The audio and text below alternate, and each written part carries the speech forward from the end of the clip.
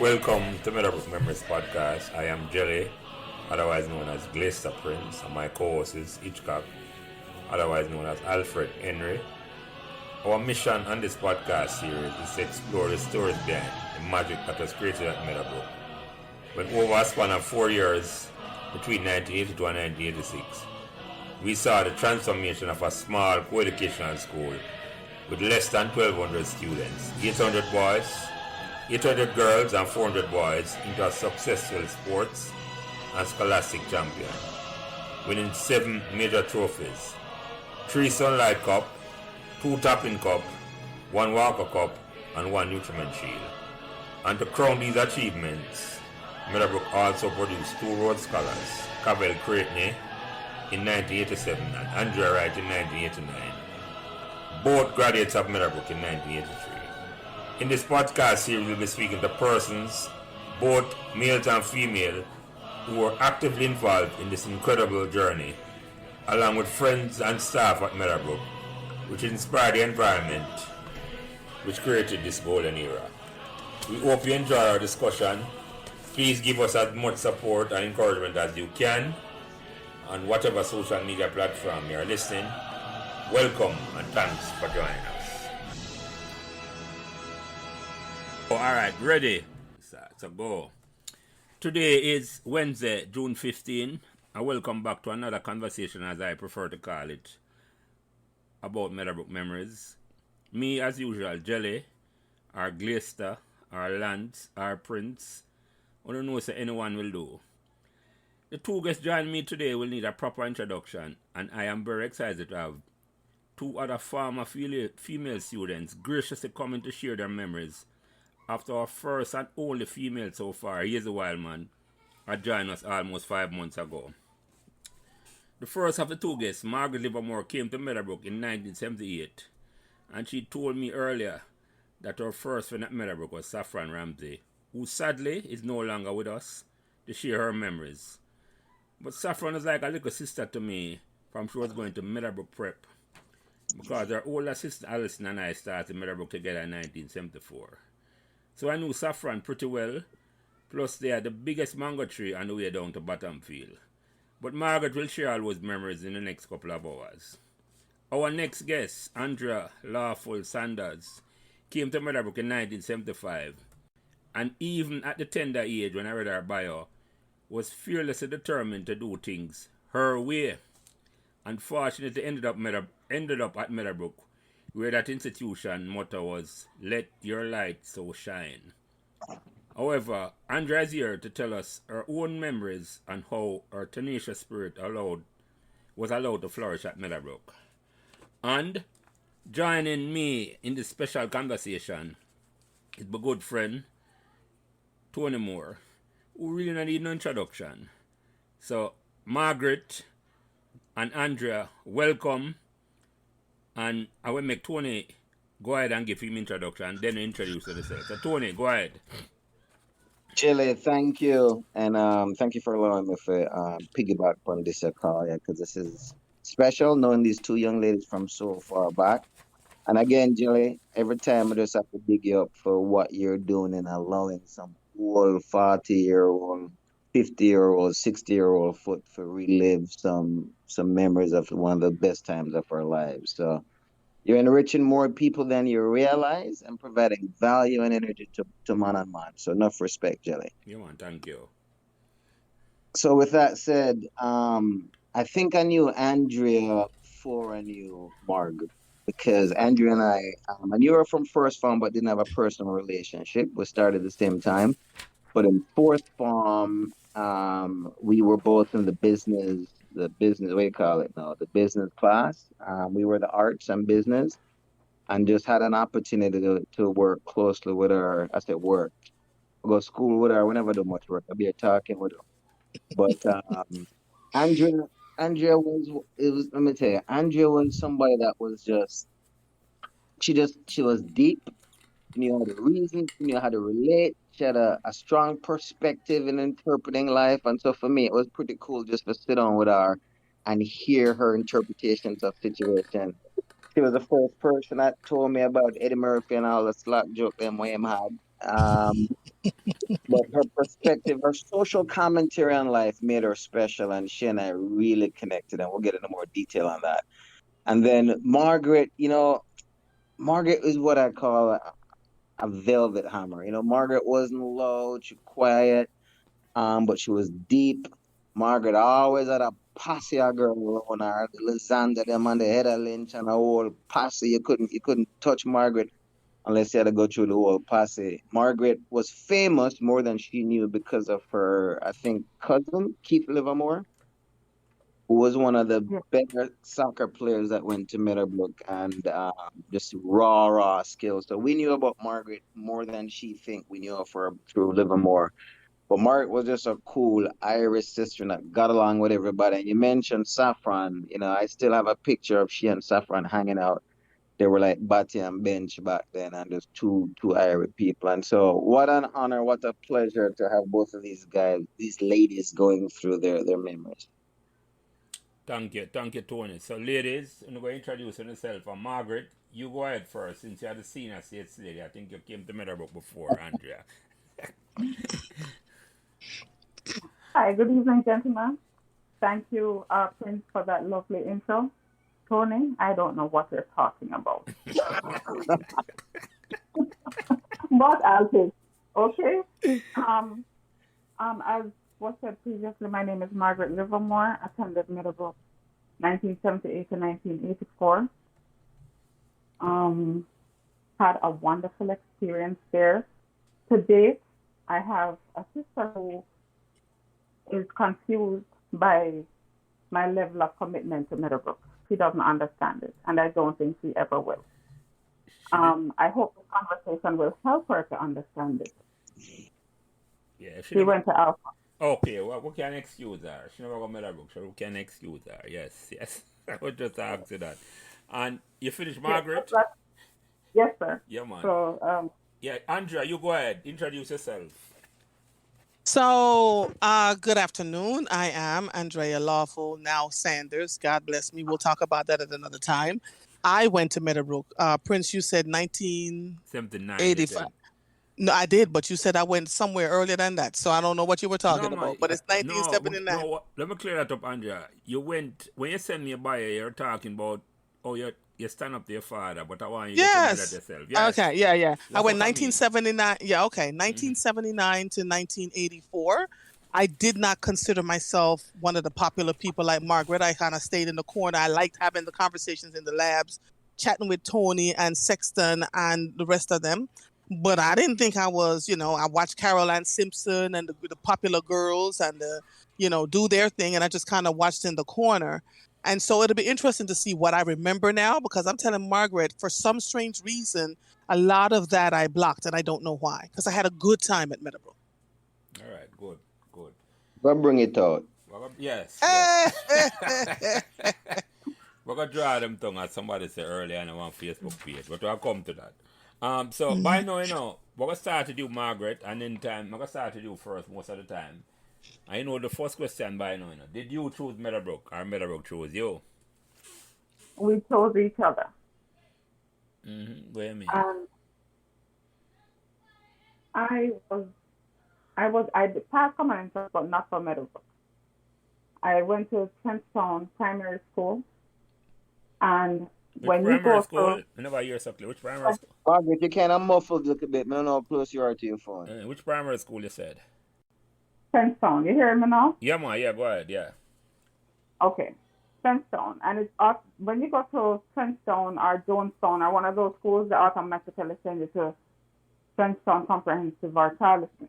Mm-hmm. Um, my father, I was living in Portmore at the time. But because we were originally from Trentstown and that's where I started school, Mm-hmm. I didn't want to. Me and my sister Suzette, rest in peace, she's no longer with us. We both decided that we wanted to stay there. We were sent to another school and we cried and we went back to our original school. So when I passed the common entrance, my dad went to the Ministry of Education and got transcripts, my transcript for the common entrance. I didn't even know that was a thing. And took it to the schools I had chosen, which was Meadowbrook and Holy Child. And I picked Meadowbrook not because I knew it or even know where it was, but because my cousin was going there. I got interviews at both schools. Both of them accepted me, and I chose Meadowbrook. Okay, I hear you. So you choose Meadowbrook then. I like that. No, man, Mr. Top chose me too, man, because him say yes. Oh, Mr. Top, you the green. Yes, you didn't actually know Mr. Top then. Good. Yes, he was my first principal. Andrea, did you choose Meadowbrook or Meadowbrook chose you? L-Star, on purpose, I chose Meadowbrook.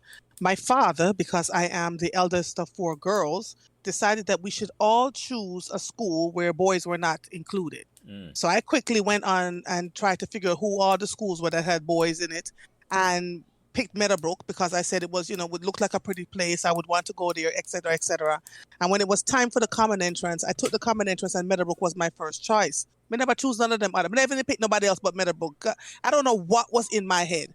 But I said if I didn't get into Meadowbrook, I wasn't going to get into anything. And of course, I passed on my first try. But when my father went, it used to come in the paper. The common entrance results would come in the paper. Yeah. He went digging and looking in Old Holy Childhood and Immaculate and those other places. And I went straight to the page where Meadowbrook was, and I saw my name. So I just took the paper and just kind of started in front of him and point out my name and walk away.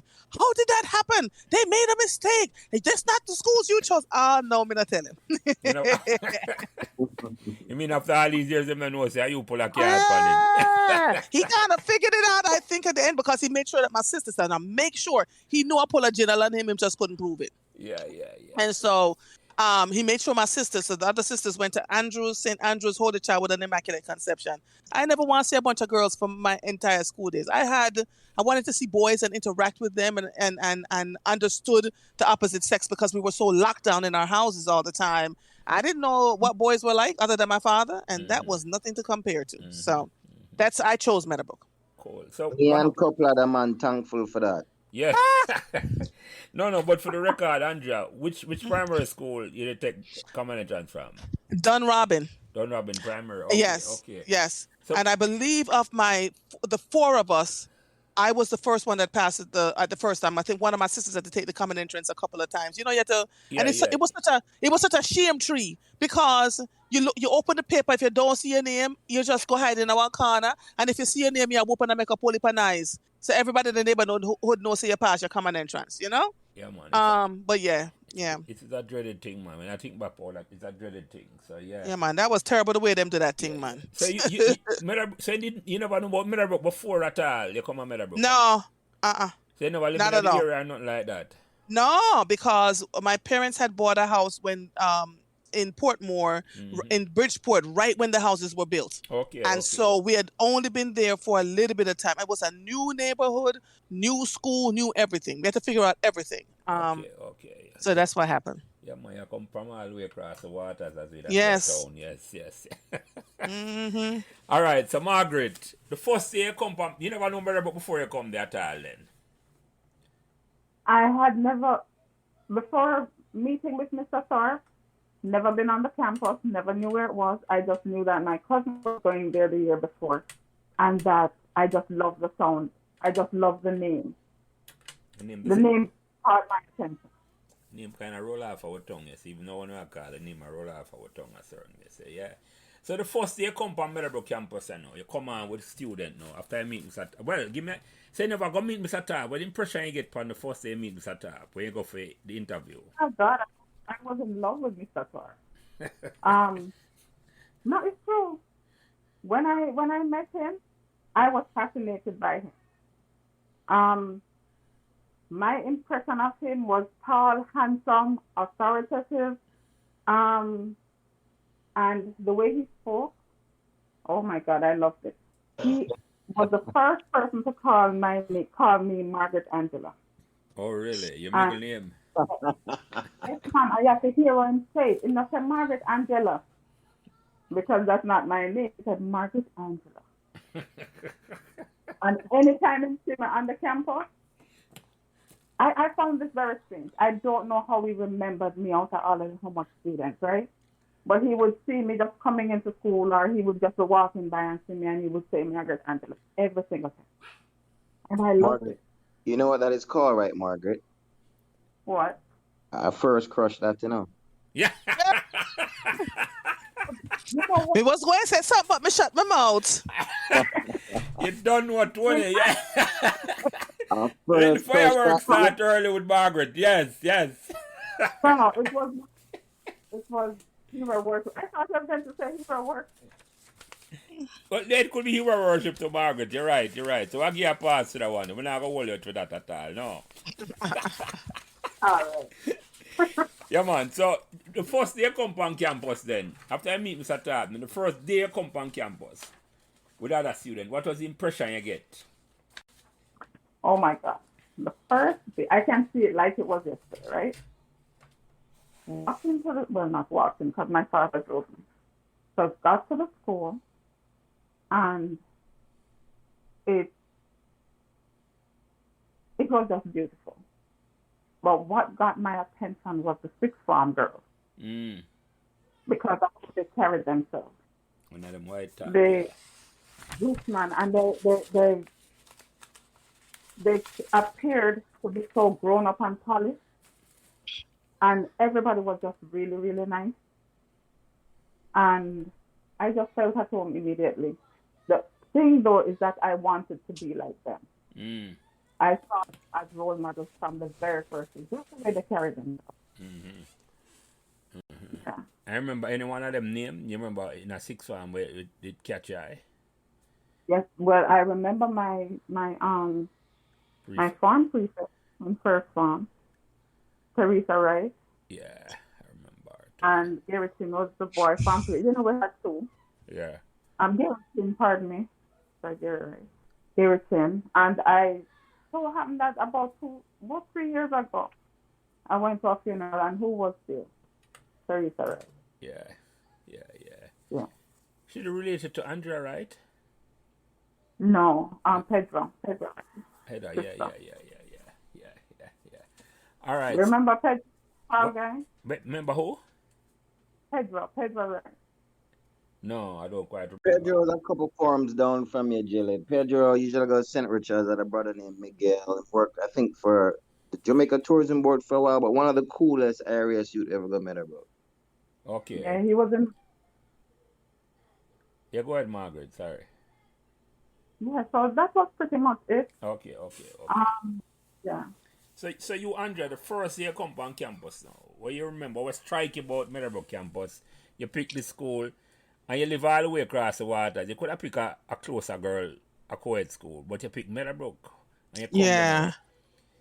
So my father carried us to school. In fact, we had to beg to take the bus in fourth and fifth farm. He carried us to school every day for years because he said he didn't want us on the bus. He didn't know what it was like, etc., etc. So he'd pile us up and take us. And I remember getting to the front gate and looking in and seeing everybody just milling around. But like Margaret said, they weren't unruly. You know, everybody kind of knew their way.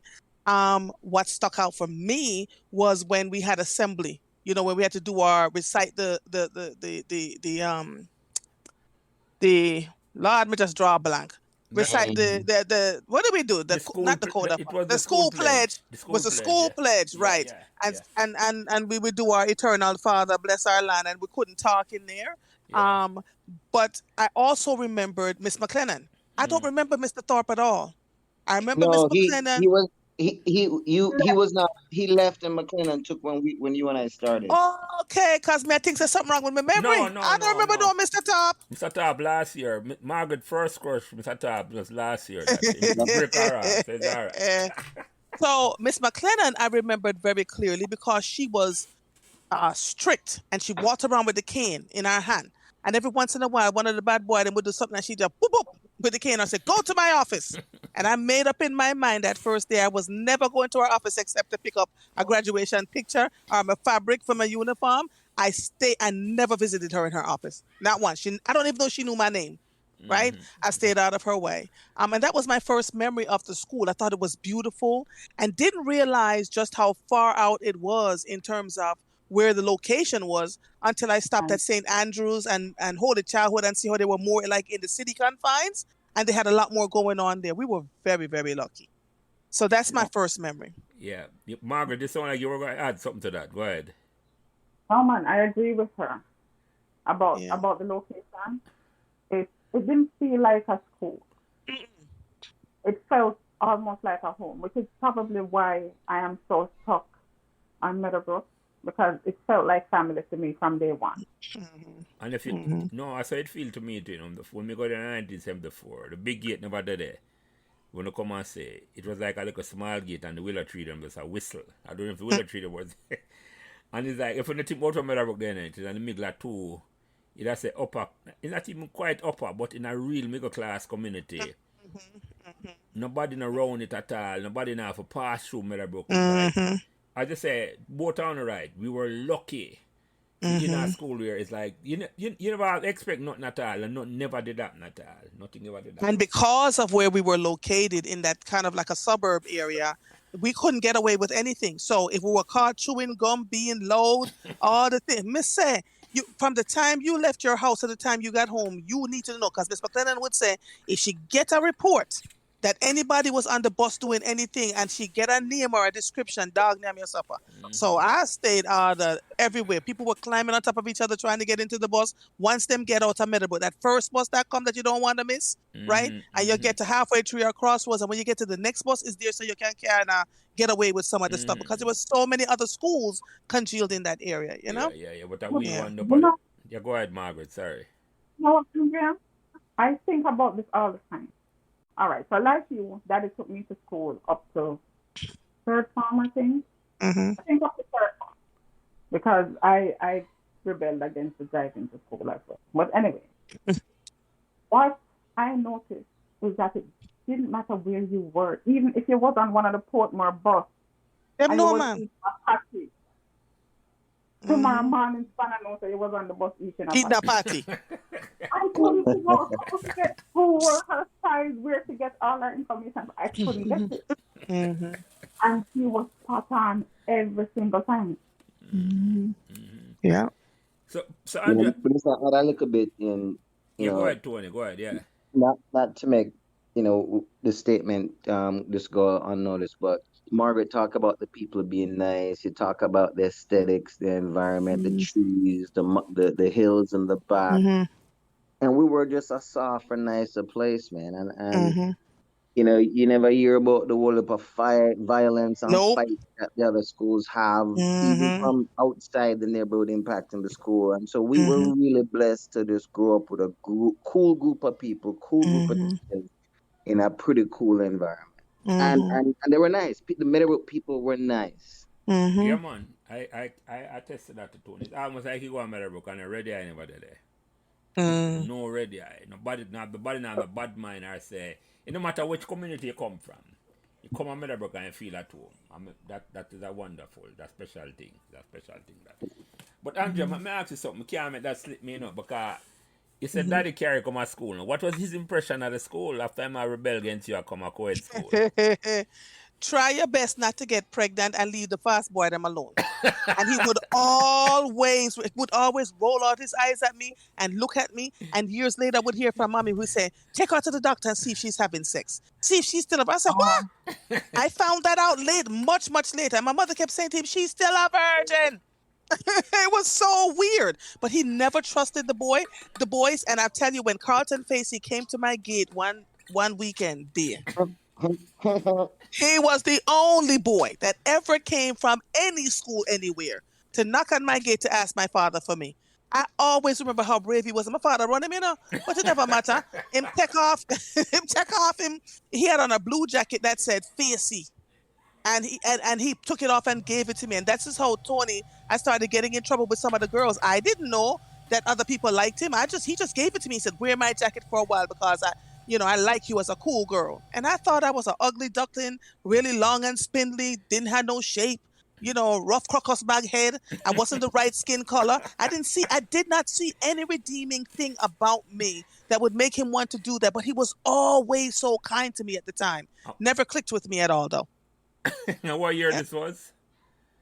Child, after ask Carlton, I would say 82, 83. Okay. I look at all like in that third. Yes. Oh, yeah. Yes. Yeah. And that relationship in a jelly was was a notorious one, well known, because Andrea got in the middle of so much other things that she never even did know about. Right. So describe that to me, because I only learned a couple of years ago when we were at the Meadowbrook High School reunion, and you tell me things, and I said to you, that no make no sense. Margaret all laugh after me. I Well, did not know these things. Basically, I've got to explain that one day still in a book, because, let's just say that Mr. Carlton Face was a popular man on campus, Yes, and he was. other people had interest. Man left it there, so. Yeah, man, Yes. because face it, by that time, a big time cricketer, Tony. Big time cricketer. Yeah, man, yeah. Drama. Am I skin up him teeth right now while I listen to this? Yeah, So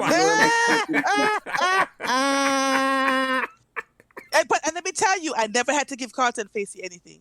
There was nothing exchanged for. Let out them thing, them man. At least No, I did not. Me, I hold on to it because I held on. And so, but he was so nice. But he had this windbreaker, this blue windbreaker. And in fact, in my neighborhood, I was wearing it proudly, Carlton Facey's name on the back of it. And this big dude that liked me in my community took the jacket off of me and wouldn't give it back to me. I'm afraid like dirt. Me, I tell him, I worry and complain. I tell him, say, give me back the jacket. And days go by, I tell Carlton, say, yeah, man, me soon bring it back. We say, you all right with the jacket? Yeah, man, we just forget it at home. And it was the first time in my life I blazed upon somebody. I think I frightened him. And then I sicked my dog on him and I got my jacket back. So, Andrea, when Carlton Face to get around the boys, them now, man and man look at him. Yeah, well, man, I lie in my tail. I lie in my tail. He might come up. Don't worry, Tony. He might come up and give you part. I lie in my tail. He was very kind to me. He would always hug me, but not come out tight. Please do not call my friend a liar. He didn't say anything. No, never said anything. Carlton, hold on. Mr. Face is a gentleman. Him don't kiss and yes, tell. he is. Yeah. What? This whole thing is going left. Like I said, he's always been kind. It just never, when other people gave him something that he wanted, because I knew he was popular. And I remember when I gave him back his jacket, I said, too many girls are around you. You're too popular for me. And he said, no, man. And it would come. But I didn't know other things were happening. At the time, I was so naive in one sense. I was more about world affairs, more wanting to talk about things that was happening in life and outside of Jamaica and inside of Jamaica, and having honest dialogue and conversations. Me never had them other things. So, but let me ask you something though. So, which part of Face did they live? Him live across the water, I don't know. No, I don't think so at all. Him come across the water. Me say. No, but and he was sober. No, okay, you have to put that in Tony, you have to put that in a context, And I like him a walk, go down the road. No. The man travel far, brethren. If you know Faces are determined, when you lock on something, the man travel far, man. Right. I'm going to say, they clean as the Board of Health when they coming up on the gate, Oh, I'm on him Sunday best. And I told him, I said, my father, no, I'll come anyway. I'll come. He wanted to come and see me. And it didn't deter him. He kind of hung off down at the other end of the gate because, we didn't have cell phone and text and all that other stuff. But we'd wave to him. Right. And to this day, he's been a gentleman. But if anybody said me take Carlton from them, not true. I didn't do it. We're not going to so. When I do something, my boy, make him leave with some. And I'm giving him his dignity. He had more than enough girls. Him never have no shortage of girl at Meadowbrook. None. Yeah, man, we love to say I'll big you up that way there. So, yeah. So Margaret, who are some of the friends them you come on Meadowbrook the first week or where you remember the first friend them you tell me say Saffron was the first friend at Meadowbrook, and as we say in the introduction, Saffron have a special place in my heart, because Saffron was my little sister from then, and she ended up being actually my little sister-in-law until she unfortunately passed. And I have to go in that story. When my son was born in 92, my first son, Saffron did just migrate, and Saffron never forget him. And my wife, I remind me about that the other day, she sent the suit with me when first birthday party, she sent him suit. And my wife there showed me the picture of it. So Saffron I light up in the room. Big personality. Yeah, man. And I'm saying one thing about Saffron, she had the ability to connect with everybody, Right. Right. Everybody she could have a relationship with, and she just did Iron Man. She was like the little godfather on campus. Yeah, man. Yeah. So, Margaret, you go ahead and tell me about the first set of friends you know. Okay. Well, believe it or not, a few years ago, I made a list of everybody that was in my first form class, Mm-hmm. and I remember them. But let me tell you who my friends were in first form. Saffron, as I said, Lysanda Lauren, Christopher Schwartz, Michael Lynch, Rowan Magnus, Faith Gordon, Roxanne Newland. Those were my first set of friends. Mm-hmm. So what made you gravitate toward those people? Are them gravitate toward you? What was so special about the Saffron or any one of the other people Yeah. we gravitate towards each other? Okay. That was really weird because as Tony said, I was always a quiet person, right? But people just tend to gravitate to me. First thing happened was Saffron just came up. No, let me share something about Saffron first. The very first class we went to, and you have to introduce yourself. Mm-hmm. When it got to Saffron, Saffron stood up and she said, "My name is Saffron Ramsey, and my hobbies are eating and sleeping," and just started giggling. And I mean, how she can laugh, right? Yeah, man. Yes. And Saffron just started giggling, and the entire class started giggling, and the people couldn't get us to stop. Yeah, man. She, Yeah. she couldn't get us to stop. No. Yeah. And started talking to me. And let me tell you, the first thing she said to me that you're going to be our class monitor. And I'm like, what? What is that? Because I had no idea what that is. Saffron get everybody for forward to the class monitor. Yeah, man. That was our personality, man. That is our was our personality. Yeah. For the first 3 years, at one term I was class monitor. All the classes started. Mm-hmm. Mm-hmm. But Saffron was a fun person. Mm-hmm. And as Tony said, there was nobody that she wouldn't talk to.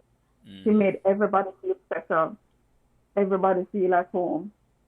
She actually was the first person, I think, that introduced me to Andrea Lawful at the time. Mm-hmm. Really? We used to go around to your class. Before we were in class together, Mm-hmm. she used to come and look for Karel. I'm not sure what the relationship was with Karel, Mm-hmm. but she used to come around. But Saffron used to go to every class and just talk to people. Everybody. Yeah, man, and I used to tag along with her a lot of the time. That's why I knew so much people from her. But I remember, I mean, Saffron, I come over to high school from our sister that high school with me in a first family. So Saffron know. At the prep school to go, and I know where she live with a big mango tree. So when she leave the prep school and I come home like the high school, but she come over the high school from she go to prep school. So she's very familiar with the high school. And probably very familiar with, not probably, was very familiar with the student in the high school. I remember two sisters she ended up come and made a book with her, Two older sisters. So by the time she come to school, she was well known, man. She was like, yeah. But go ahead, sorry. You know how much man Saffron give mango when we drive I go Batam Field. That's when in her junior years, you walk past her tree and she just come out and just give her from Right. Mm. The mango tree. The girls, them probably not remember the mango tree. Them probably afraid to beg for the mango. But anytime we go back at Batam Field, we forget mango. I eat mango. But sorry, Margaret, go ahead. Me cut you off. Go ahead. And I used to go down to our house sometime with our lunchtime. She used to go for lunch. Yeah. Oh, this was the first time. Listen, this is gonna sound weird, but I'm afraid of dogs. I grew up with 2 dogs in my home, but I was afraid of dogs. Still am. And Saffron had this big Alsatian dog. They had a huge dog. And I don't know how I trusted her enough to actually go through the gate and go onto their veranda where the dog was. Mm-hmm. But I felt, I don't know, I still don't get that. And that dog never ever barked at me one time. Mm-hmm. Mm-hmm. And that was the first dog that I knew that had a bed. He had a bed on the veranda. I called it. Yeah, you're right. Don't look at my farm to put dog in a bed. You're right.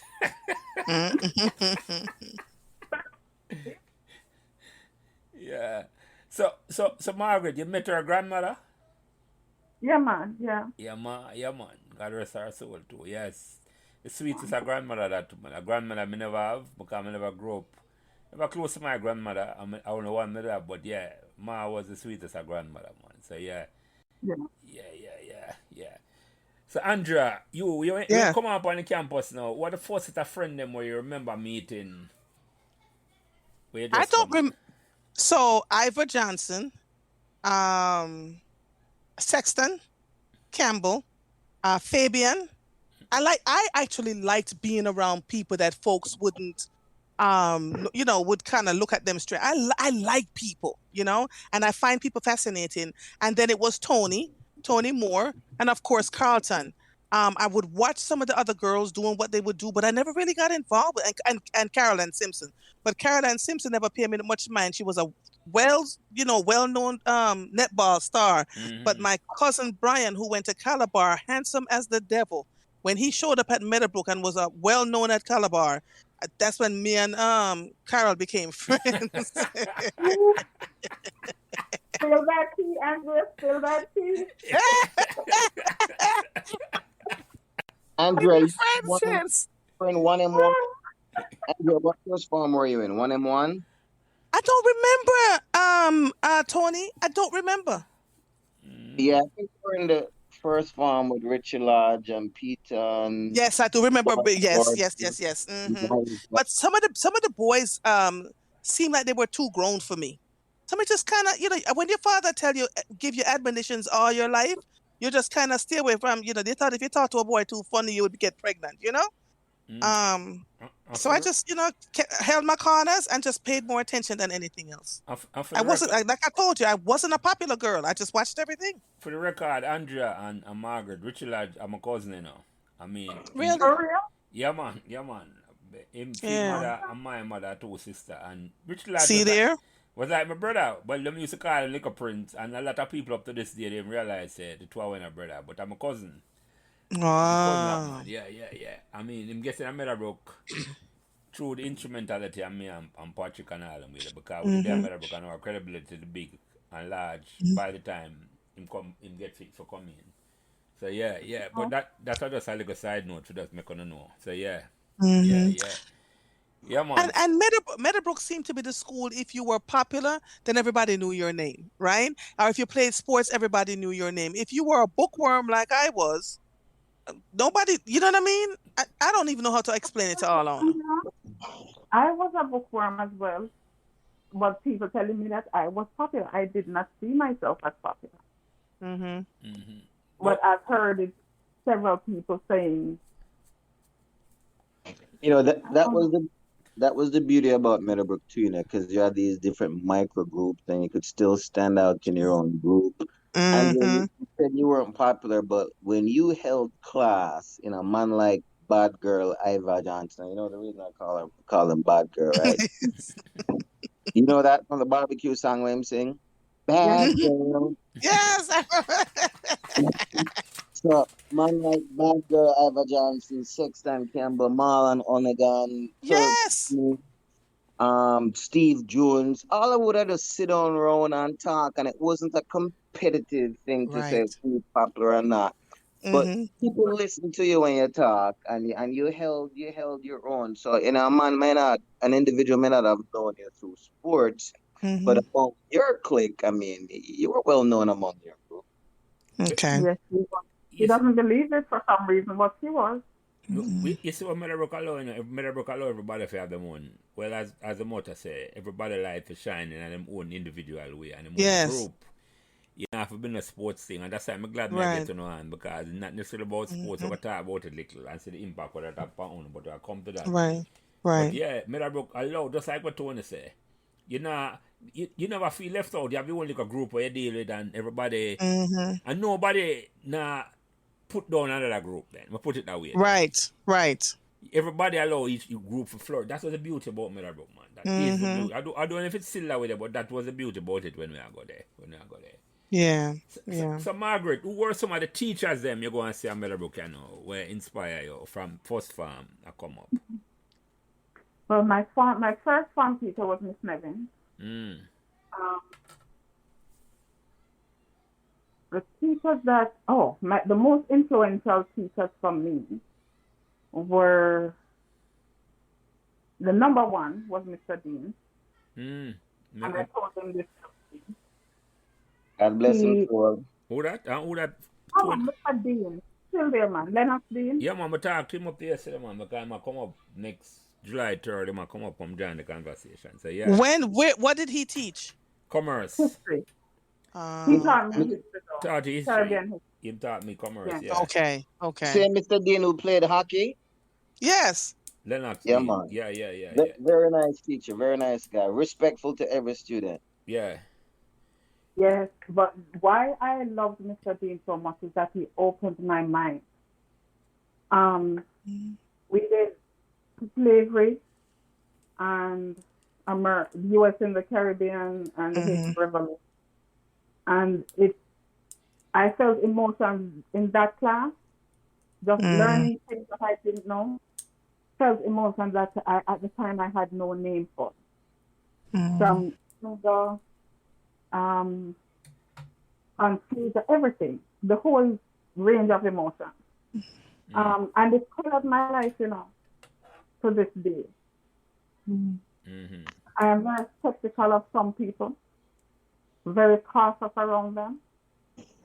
To this day, they have to prove themselves. And even then, sometimes I'm still a little skeptical. But Mr. D, Mrs. Passenger taught history as well. Loved her also. Mrs. Nelson was my Spanish teacher for 2 years. And I used to sit at the back of the class. She taught me in second and third form. And she used to always look over her glasses. I remember her looking over her glasses. Girls, we used to giggle and chat foolishness or whisper. And she used to look over her glasses and say, "What's going on over there in the penny section?" Yeah, that elicited a memory for me. Yeah. Yep. Yes. So sometimes she wouldn't even say what's going on. She would just say the penny section, and we would just go quiet. And what you mean by that? Tell me. Chat too much. Okay, I hear Stop you. talking and you're going to get in trouble. And it's just one little section of the class. Yeah. I hear you. Yeah, Margaret. Yeah, I remember you told me that you were in a class with a certain individual that sat at the back, and he was just such a quiet individual. You went 3 years with a guy in your class, and you never even noticed him in your class. You remember that? Charlie Bob. I don't know, man. Charlie Bob wasn't in my class, but he really was very quiet. He was in 1C. Oh, I thought you said that you were in class with him for a while and didn't know working with him just so easy. Maybe fourth form. Maybe fourth and fifth. Okay. You're probably right. Fourth and fifth form. Yeah. Really was very quiet. And why was he so quiet? Do you know? I'll tell you why I think in morning, but I have to talk about Mrs. Bromley. Mrs. Bromley I heard her conversation. Yeah. She was saying that some of the students supported her because she was a new teacher and she didn't know what she was doing. Well, I don't know if it's a year or 2 years or 3 years after I got her, but I thought she was excellent. She was a really good teacher. She was my biology teacher, so I have to say that. So you weren't old enough for that famous biology class you talk about? You know what? I was listening to her and I'm not aware. I remember. No, here's what I remember from my biology class, right? A female student traumatized her. I don't know if she's going to remember this. But I remember she was teaching the same reproduction thing. And I remember going into the lab and to turn around and to say, been bugging me this whole time. And I just know what she was talking about. I don't know if she was talking to me, talking to herself. I have no idea. But apparently, she asked what the color of sperm was, expecting them to say colorless, right? And two girls got into this long argument about it being white. And me would I ask them, how you know sperm white? Yeah, that's my next question. That's my question, Andrea. Yeah.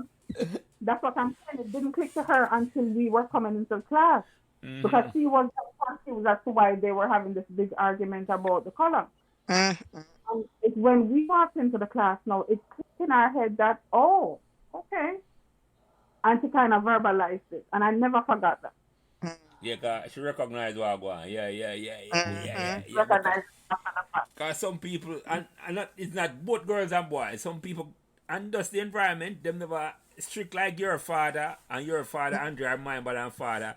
Right. And you just don't know certain things at all. They turn big people. Yes.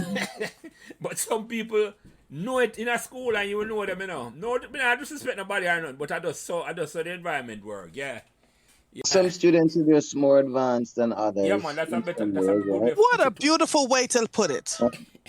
Hey, Andrea, did you remember that Miss Bromley was our form teacher? I can't hear you. Repeat that, Miss Tony. Bromley. Miss Bromley was our form teacher. Did you know that? Yes. Mm-hmm. The one teacher that stuck out for me is the math teacher who couldn't stand me because he said I'm awful lawful and I wasn't paying attention in his class. You know what that is, right? Huh? McGregor.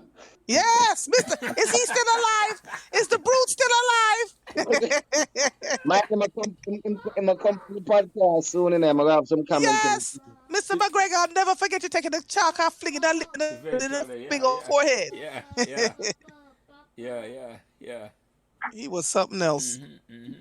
There's Yeah, so hold on. Before I come to you, Andrea, with the teacher that might inspire you.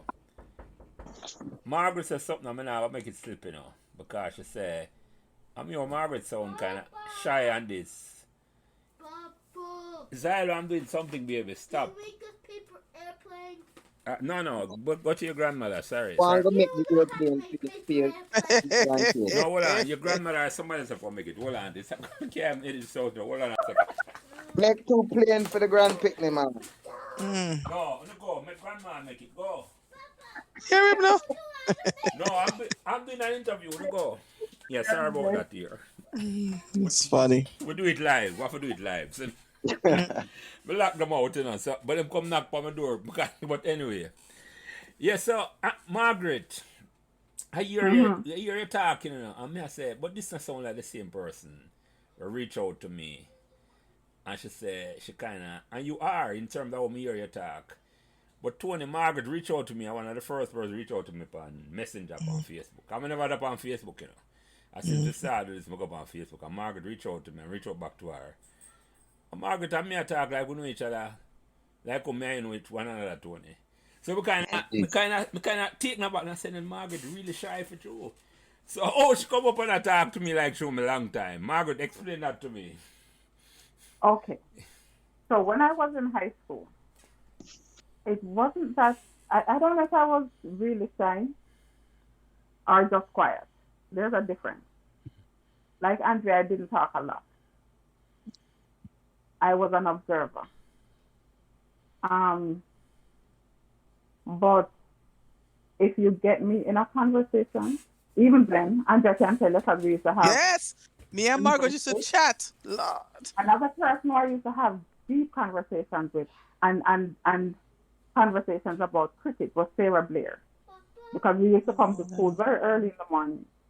And when West Indies cricket was West Indies cricket, we were obsessed. So we used to meet by the auditorium on the balcony there and talk about that. Since for the past few years, I found my voice, I guess you could say, because I talk. Hello? You break up, Margaret. Go ahead. Margaret, repeat that. You were breaking up. Repeat what you just said. You found your voice. Yes, I found my voice, and I find it very easy. People have always found it very easy to speak to me. I will be on the road or in a store anywhere, and people will just stop and talk to me. Which I initially I found very weird, but find myself talking back. You know. I'll add a little bit to that because I know Margaret for years, and that's why I call Margaret the Velvet Hammer. See me? seemingly quiet but very engaged, you know. And her passion for, when I met with Margaret, I keep all of my middle picture them. And I remember her wanting copies of everyone because metal was so important to her and she was so passionate about. So not surprised that she reached out to you, Jayla, because she's passionate about the school and the memories of the school and the people of the school.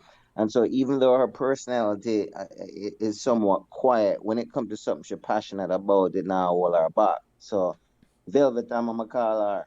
No, but she said something else, and that I never need to know nothing more. She's a big time cricket fan, and that answers all of my question. Big, because we'll come up to that But anyway. We'll come up to that, but I'll come up to that. So yeah, no, no, but hear this. I yeah, was a big time fan, but I never went to a Meadowbrook match or yeah, well, yeah, yeah.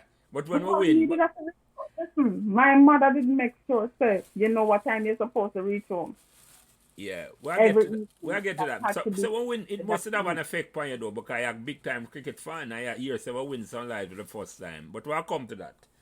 We'll come to that. Okay. We're not going to ourselves. We're coming to that because I never know you're a cricket fan until they said to me, Sir Ratted, you're a big time cricket fan like myself because I used to carry my transistor radio come to school.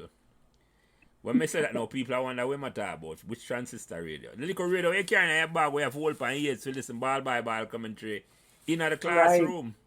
Right? So yeah. So, but me and Margaret talk and like me and Margaret know each other a long time, Tony. So, but me Come understand, on. me understand exactly what you say, Margaret, because when you make a connection with somebody, it's easy to Yeah. talk to. And that's me feel Right. easy to talk to the Tony right now. So I love that. I love that. So yeah. So Andrea, who are some of the teacher them you come in and them inspire you and you remember them? Um, the Bible knowledge teacher. Who's the Bible knowledge teacher? Because that person, Townsend. who? Then, Mr. Townsend. Townsend. That stuck with me. And what also stuck with me is a teacher that taught, I learned about the Aztecs and the Incas. I was fascinated by that. And when I took biology, who was the teacher for that? Biology was Miss Bromley. Let me tell you yeah. something. Let me tell you all something. I was so fascinated by the amoeba and the chambers of the heart. I used to draw them in the dark in my room with a pencil on my wall. I get my ass beat 500 times, and my father, why are you drawing on the wall? Perfectly done heart, and I could label all the chambers in the dark. And the same thing with the amoeba. I so loved biology. I often wonder why I never went into the medical field because of how she taught it. Hey, Yeah. See, may I ask you this one quick question? hmm You remember the baby in the buckle? Yes. Oh my God. You just triggered my whole memory. Where Baby the in hell the did they get that bottle. baby in the bottle? Think about We that. We're in high school and there's a human being in a baby bottle in a in the lab. bottle. I Jelly, you never. didn't know what baby in the buckle? Oh, me ask? Yeah, man. Yeah, I remember that, Tony. Yeah. You never not get that second thought, though, you know. To say where that baby they come from. I already been up in that back. No, we asked Yeah. questions. We were, and she would say the fluid that's inside of it, to keep it together. Preserve it, yeah. Don't touch it. Don't open the jars. And we just sit there and look at it and go. But can I say this, Tony? Some of our best conversations happened in that lab. Oh, yeah. Oh, yeah. You know, there's people listening to this and saying, baby in a buckle there, bro. Me never see that. Yep. Yeah. But the collection was so well curated back then. Yes. Eventually fell apart, we didn't have the funds to keep it.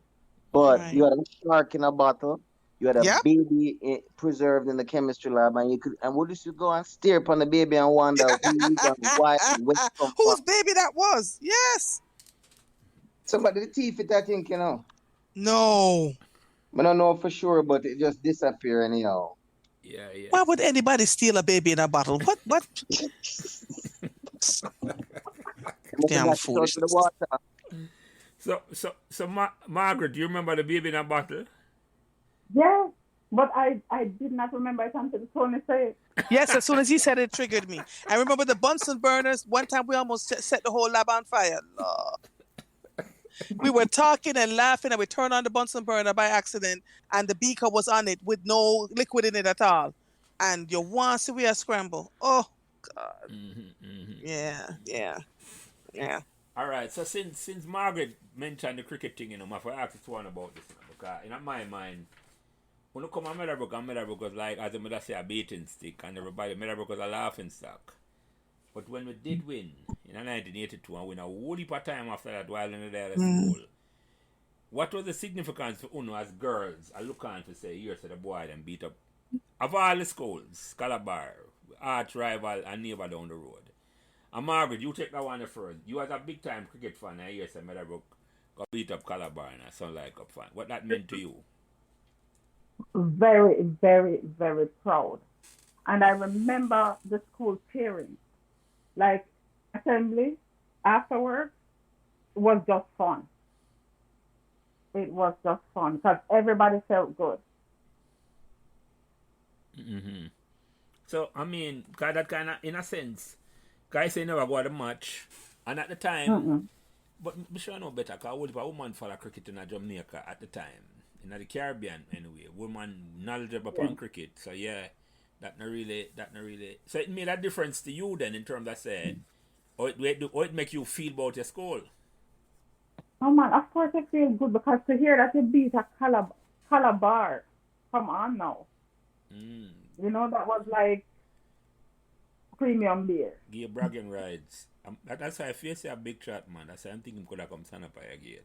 Andrea again. And then I was a few other pictures, you know, some of them were in classes with me, so and we were friendly. So Well, some of them. That was the beauty about that team there. And no youth on that team there. Yeah, TC, what of them you didn't know. Yeah, you're right, Margaret. Devon McDonald, Dirk. Devon. Yeah. McDonald. Yeah. Marston, Reese. Yeah, you're right. So it's almost like you touch the man who play with a little boy them for we at the time. But it's like, yeah, I never realized that. So, yeah. Private Woods. Eddie, yeah. So, Andrea, the same question to you. What effect are you weren't a sports fan at all? So my father said cricket was a gentleman's sport, and he would make a poly nice in the house about it. And I remember when the Meadowbrook was winning, I would go home and proudly tell him, but I never got involved. I just don't know. I was just never. I remember doing the long jump and the 100 meter, but even that he stopped because I was getting home too late, and he thought I was out with boys. My poor body, my forefather. Him just think everybody was ravishing my little body, and nobody was bothering me. Yeah, everybody was kind to me. Yeah. You know, so it's different because I was. Jellyface wasn't playing then, so her interest in the cricket wasn't high on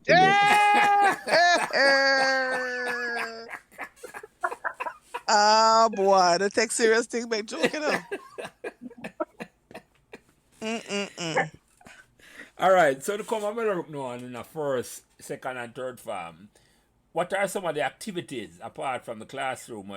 Because you, Margaret, to say gravitate towards every little activity around the school. Which are some of the activities where you gravitate towards, where you enjoy at Meadowbrook? Okay, so this is not going to sound right. And to my teachers who know me as the perfect student, bookworm, I apologize. I'm apologizing in advance because my favorite activities in the first 3 years of school was playing money football with the guys in my class at the back of the class and playing scrimmage until in second form I fell and hit my tailbone, and that was the end of my scrimmage career. So hold on. Which one I play scrimmage? In the classroom? Yeah, it's in the back of the classroom. With the milk box or so? Huh? With the milk box as the ball? Yeah, man, orange juice box of stuff with paper. Yeah. Forget about that in the tone. I should say that. Remember, good times that, man. A good times that, man. Mm-hmm. So you play money football and you play ball, the youth them run at the back of the class. Yeah. Yeah, man, until one day me slipped and dropped. And let me tell you something, that was the worst pain I'd ever felt. And you know, I never met a stone. I pulled myself up. Just get up like normal because, you know, as a girl, I can't make them feel like you're fun. Yeah, man, so I get up, kick 2 more balls, and that was the last game I played. Yeah, you abolish that, yeah. Your football career over. Yes, man. And I, You guys know that at one point we had a boys versus girl football team. For when we were doing the seven-a-side, we had one day that we did boys against girls. I remember Mikey Lynch and them guys just running around playing against the girls. Just to add that in still. yeah.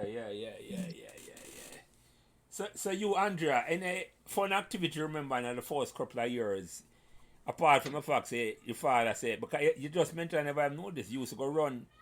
Which house were you in anyway? What house were you in? Sanders, the best one. You span and look on you and say a track and field star, so she make sure put in a Sanders. So yeah.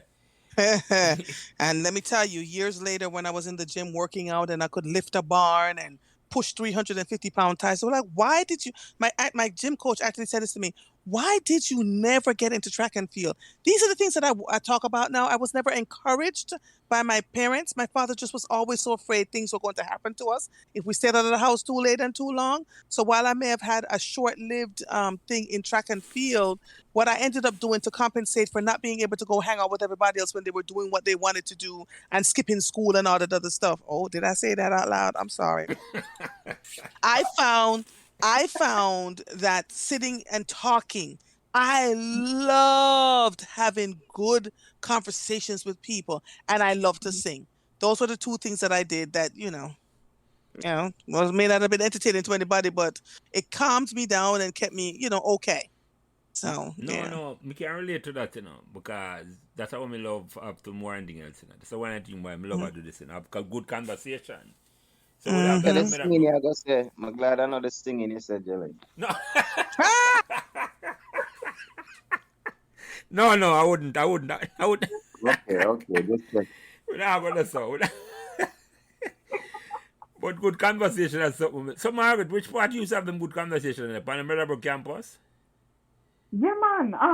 On the balcony with Sarah Blair and a couple more people, and in some of the labs with Andrea too. Yeah. Yeah, man, no, man. Yeah, man. I Meadowbrook allow that, It's like it have. And even in the classrooms, sometimes you're in the classroom and something happened, or you see something on the news the night before, and you come in and you say, "You did watch that?" And the next thing you know, you have big conversation about it. Yeah. Well, I don't know if you hear the conversation with me and Oral China, but some of the biggest debate between the two political parties happened between me and him. But in the library, upstairs, and Meadowbrook allow that. But do you realize this is how we were sharpening our critical thinking skills? Yes. I think without that today, I know for me, my career wouldn't be what it is. Do you hear what I'm telling you? Just yesterday, I did an interview about a young man who had been locked up, even though he had been found not guilty. And when I went through all the reasoning and the points of why he should be out and why we should get to the national news, today they took him out of jail. Then they called me and say, this time nobody would cover it. But everything that I learned in Meadowbrook on how to have a conversation that would open up both sides, that it didn't feel like you were taking sides in any way, but making people think, right? Came out of those long conversations we would have in school. That part of it, I would never trade for the world, ever. And I also think Tony was so smart. So smart. Boy, Tony, may I tell you. Think so too. But Jelly, she could have chat. She could have reason. Yep. She could have chat, but it was just, if you had lyrics, you could have all our condoms. Yeah. Yep. Yep. No, that and them discussion, as I say, them robust, and the beauty about it, it was allowed to happen and nobody had bad feelings, You could have exactly.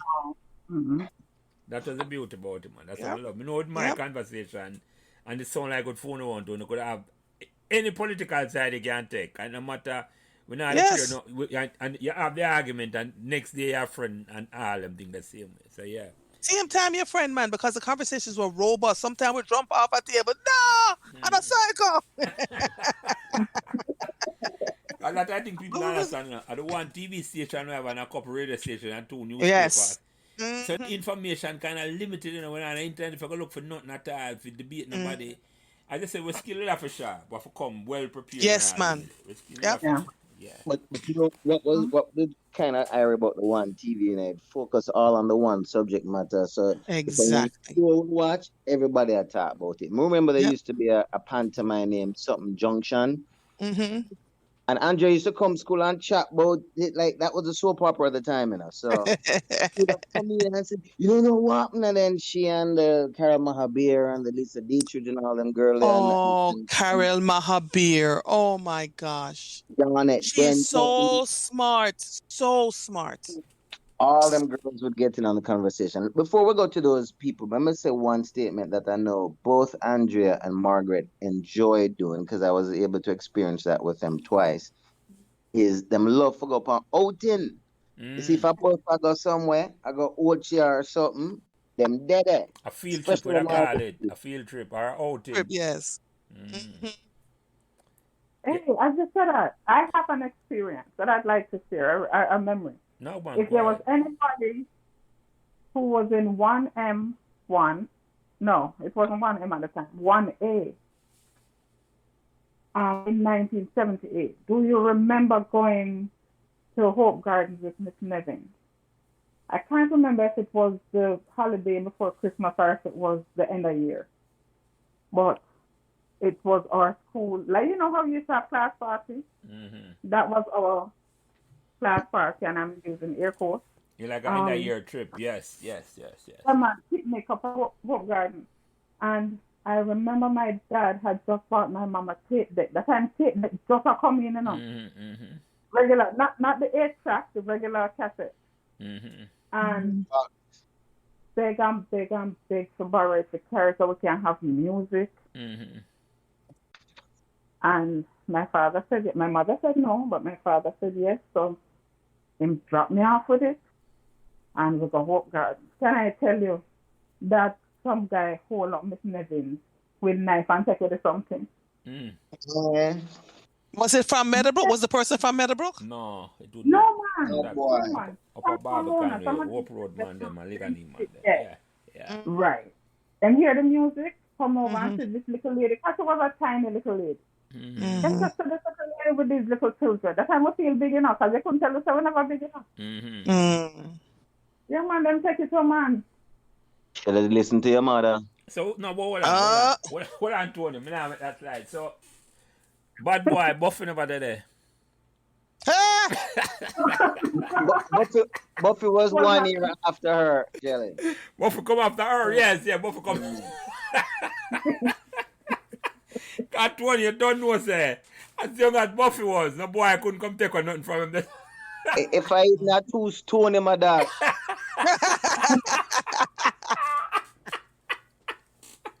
Yeah, man, that's just what it is. I couldn't believe it. Then me never know what I said to my mother. No, daddy, me could have just said, daddy, them, you know, daddy. The boy, them deep the things, yeah. Tell you so, I told you so. So, Yes, so man. Andrea, you have any fun field trip where you remember? Not really. I don't know why. The memories that Andrea, stick. Huh? You must have remembered when we all go Ochi with the geography team, and I will go. You don't remember that bus ride there? Was I behaving myself? We're gonna Canefield and Cane. No. No, you were there. Was I behaving myself? Well, there was something about the ride home that you should remember that obviously you don't. Tell me. Wow. Tell me. Draw our tongue, Tony. Draw our tongue. Yeah, please tell me. You don't remember the ride home. It was Carol Mahabir, it was you, it was Donette Denton, and on the ride home, Wiggy. Wiggy supposed to remember. All of us sit around on the back there, jam. You know, you don't remember. Keep going. No, we left it. We can't go no further. But it was Why? all Was kids. somebody doing something they weren't supposed to be doing back there? No. Just kids being kids. Kids being kids. It was all Fun.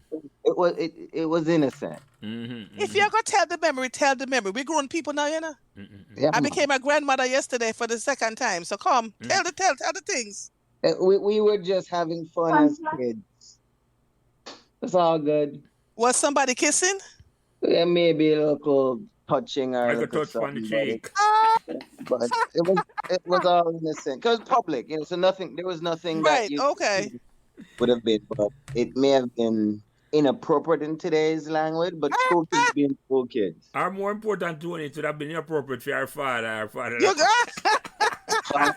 The father and Stacey would not be upset. How about that?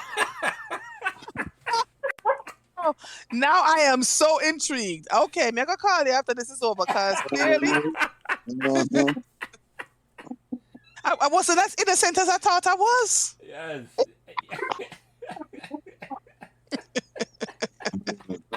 Oh boy. Hey, I don't mind having these conversations at all. That is how we learn, and people learn from us, right?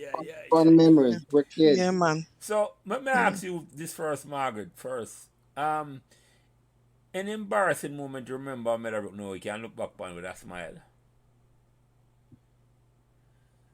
I actually cannot remember anything embarrassing enough. Oh, you mean that you not tell me one? I can. You tell me one, or maybe you didn't want that, but okay, I talk Oh about my it. God! Yes. Okay. So I said that I was going to call the name, but I changed my mind. Not going to call the name, but you know who you are, sir. Ah! So one day I used to go to the canteen to buy sugar bun almost every day. But I used to get the sugar bun and it just come out of the oven. So I would know when it would be coming out, right? And I would walk over to the canteen and buy it. So this particular day, I'm going to the canteen to get my sugar bun. And who will remain nameless was standing out at her car. So as soon as I reach, you have to step up once you get there off the basketball court. Yeah, man, yeah. I got to right there. And this person just walk up to me. Never think nothing of it, because I'm a Christian. You know what I mean? Somebody when me and him in the same class, they cool, talk, whatever. And he just walk up to me and just kiss me. Up on your cheek? No, real kiss. Real kiss.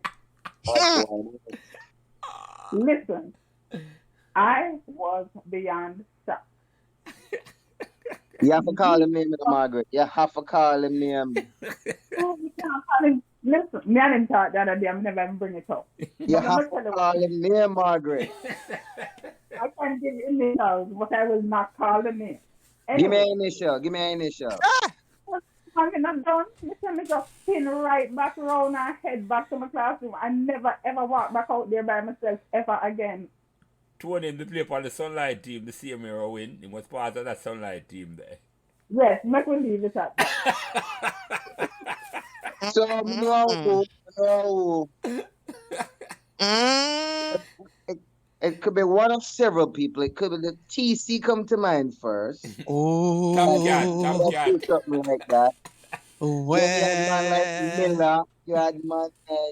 Reese was a gentleman. Reese wouldn't do that. Marston wouldn't do that. So I must TC or Jono. Yeah, someone, you know, Tony, by matter elimination, someone not at a time. But Yeah. you know the troublemaker them, you're right. That's how boys become boys here. Oh my God. Tony, you kind of fade way. Can you hear me now? no, you faded all the way out. Down, me know what your voice. Can you hear me now? Is it different? No, you still sound like you're in a tunnel somewhere. Yeah. Not sure. Welcome to my phone. I don't know. I want to go on top. I'm Can't believe Tony just go through that like that and talk about process of elimination, you know. You know what, though? Easy. We were children at the time, so these are conversations we can have. I don't think anybody should feel vexed or broke up when we talk about our memories, because they are our memories. Yeah. You know what I'm saying? Yeah. And so, Yeah, but like, now, but that's load him up like that. Leave him alone. yeah. Just see that's Tony. Can you hear me? Yeah, man, much better, yeah. No, look, those are what make this podcast such fun. Yes. I'm not gonna hear about them thing in 40 years and get for real. yes. Girl and she blush and she turn around and go the other way. I'm good for that, man. That's what you call great storytelling. Yep. Yeah, and I think you're embarrassed about it, Margaret. Don't worry. I bring it up with him and I laugh after me. Oh, you did? Oh, you mean? Come never hear about it. Yeah, no, man. And if I come up and if I come tell people inside of the story too, Cause All right. him tell me about the bet.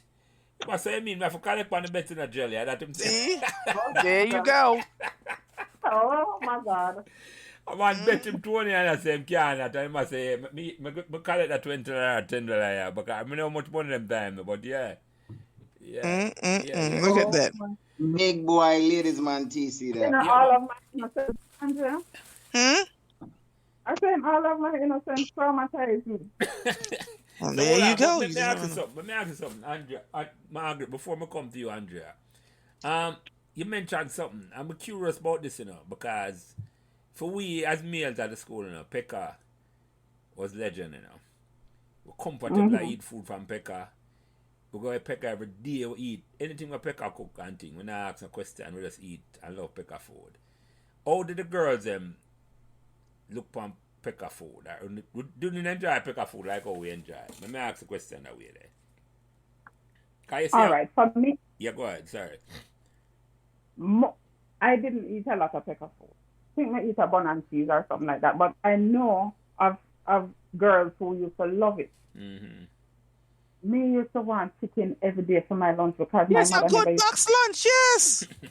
Yeah, my mother don't eat chicken. From I know I eat chicken. So Mm-hmm. chicken wasn't delicacy in my house. It not cooked very often. Mm-hmm. But I me used to love chicken. So me used to always want the canteen chicken food. Mm-hmm.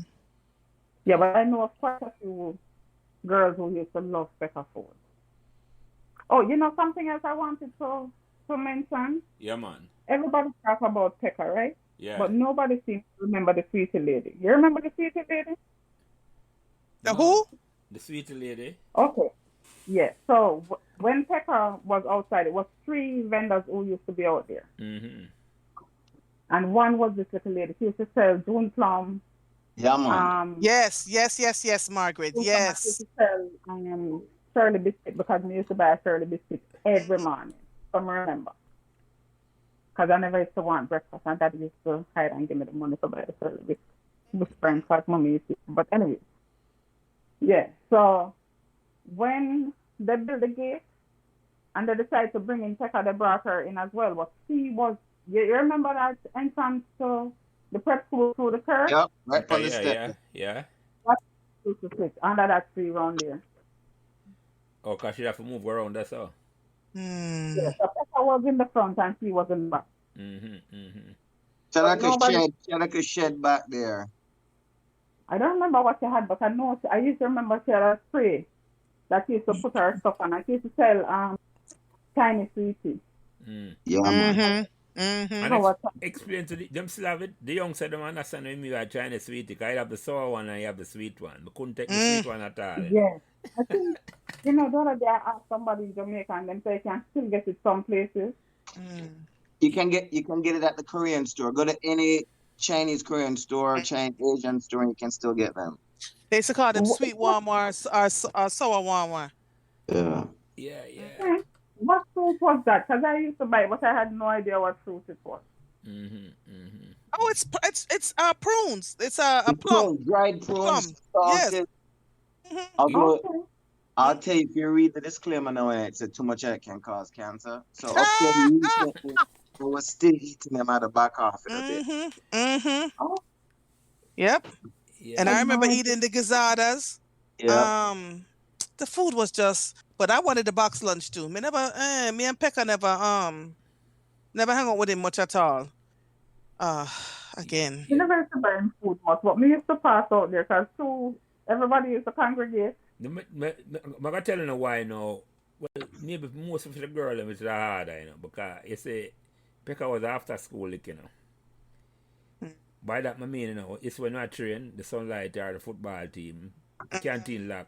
When we don't train, I want a food feed, Pekka still there. Pekka was there, right. So that's why we develop a closer relationship with Pekka. The man them where play or just even follow the team. So Pekka was we are on the son on the father and make sure to come home early. You say you put him train and come on because your father say they are school. Yeah.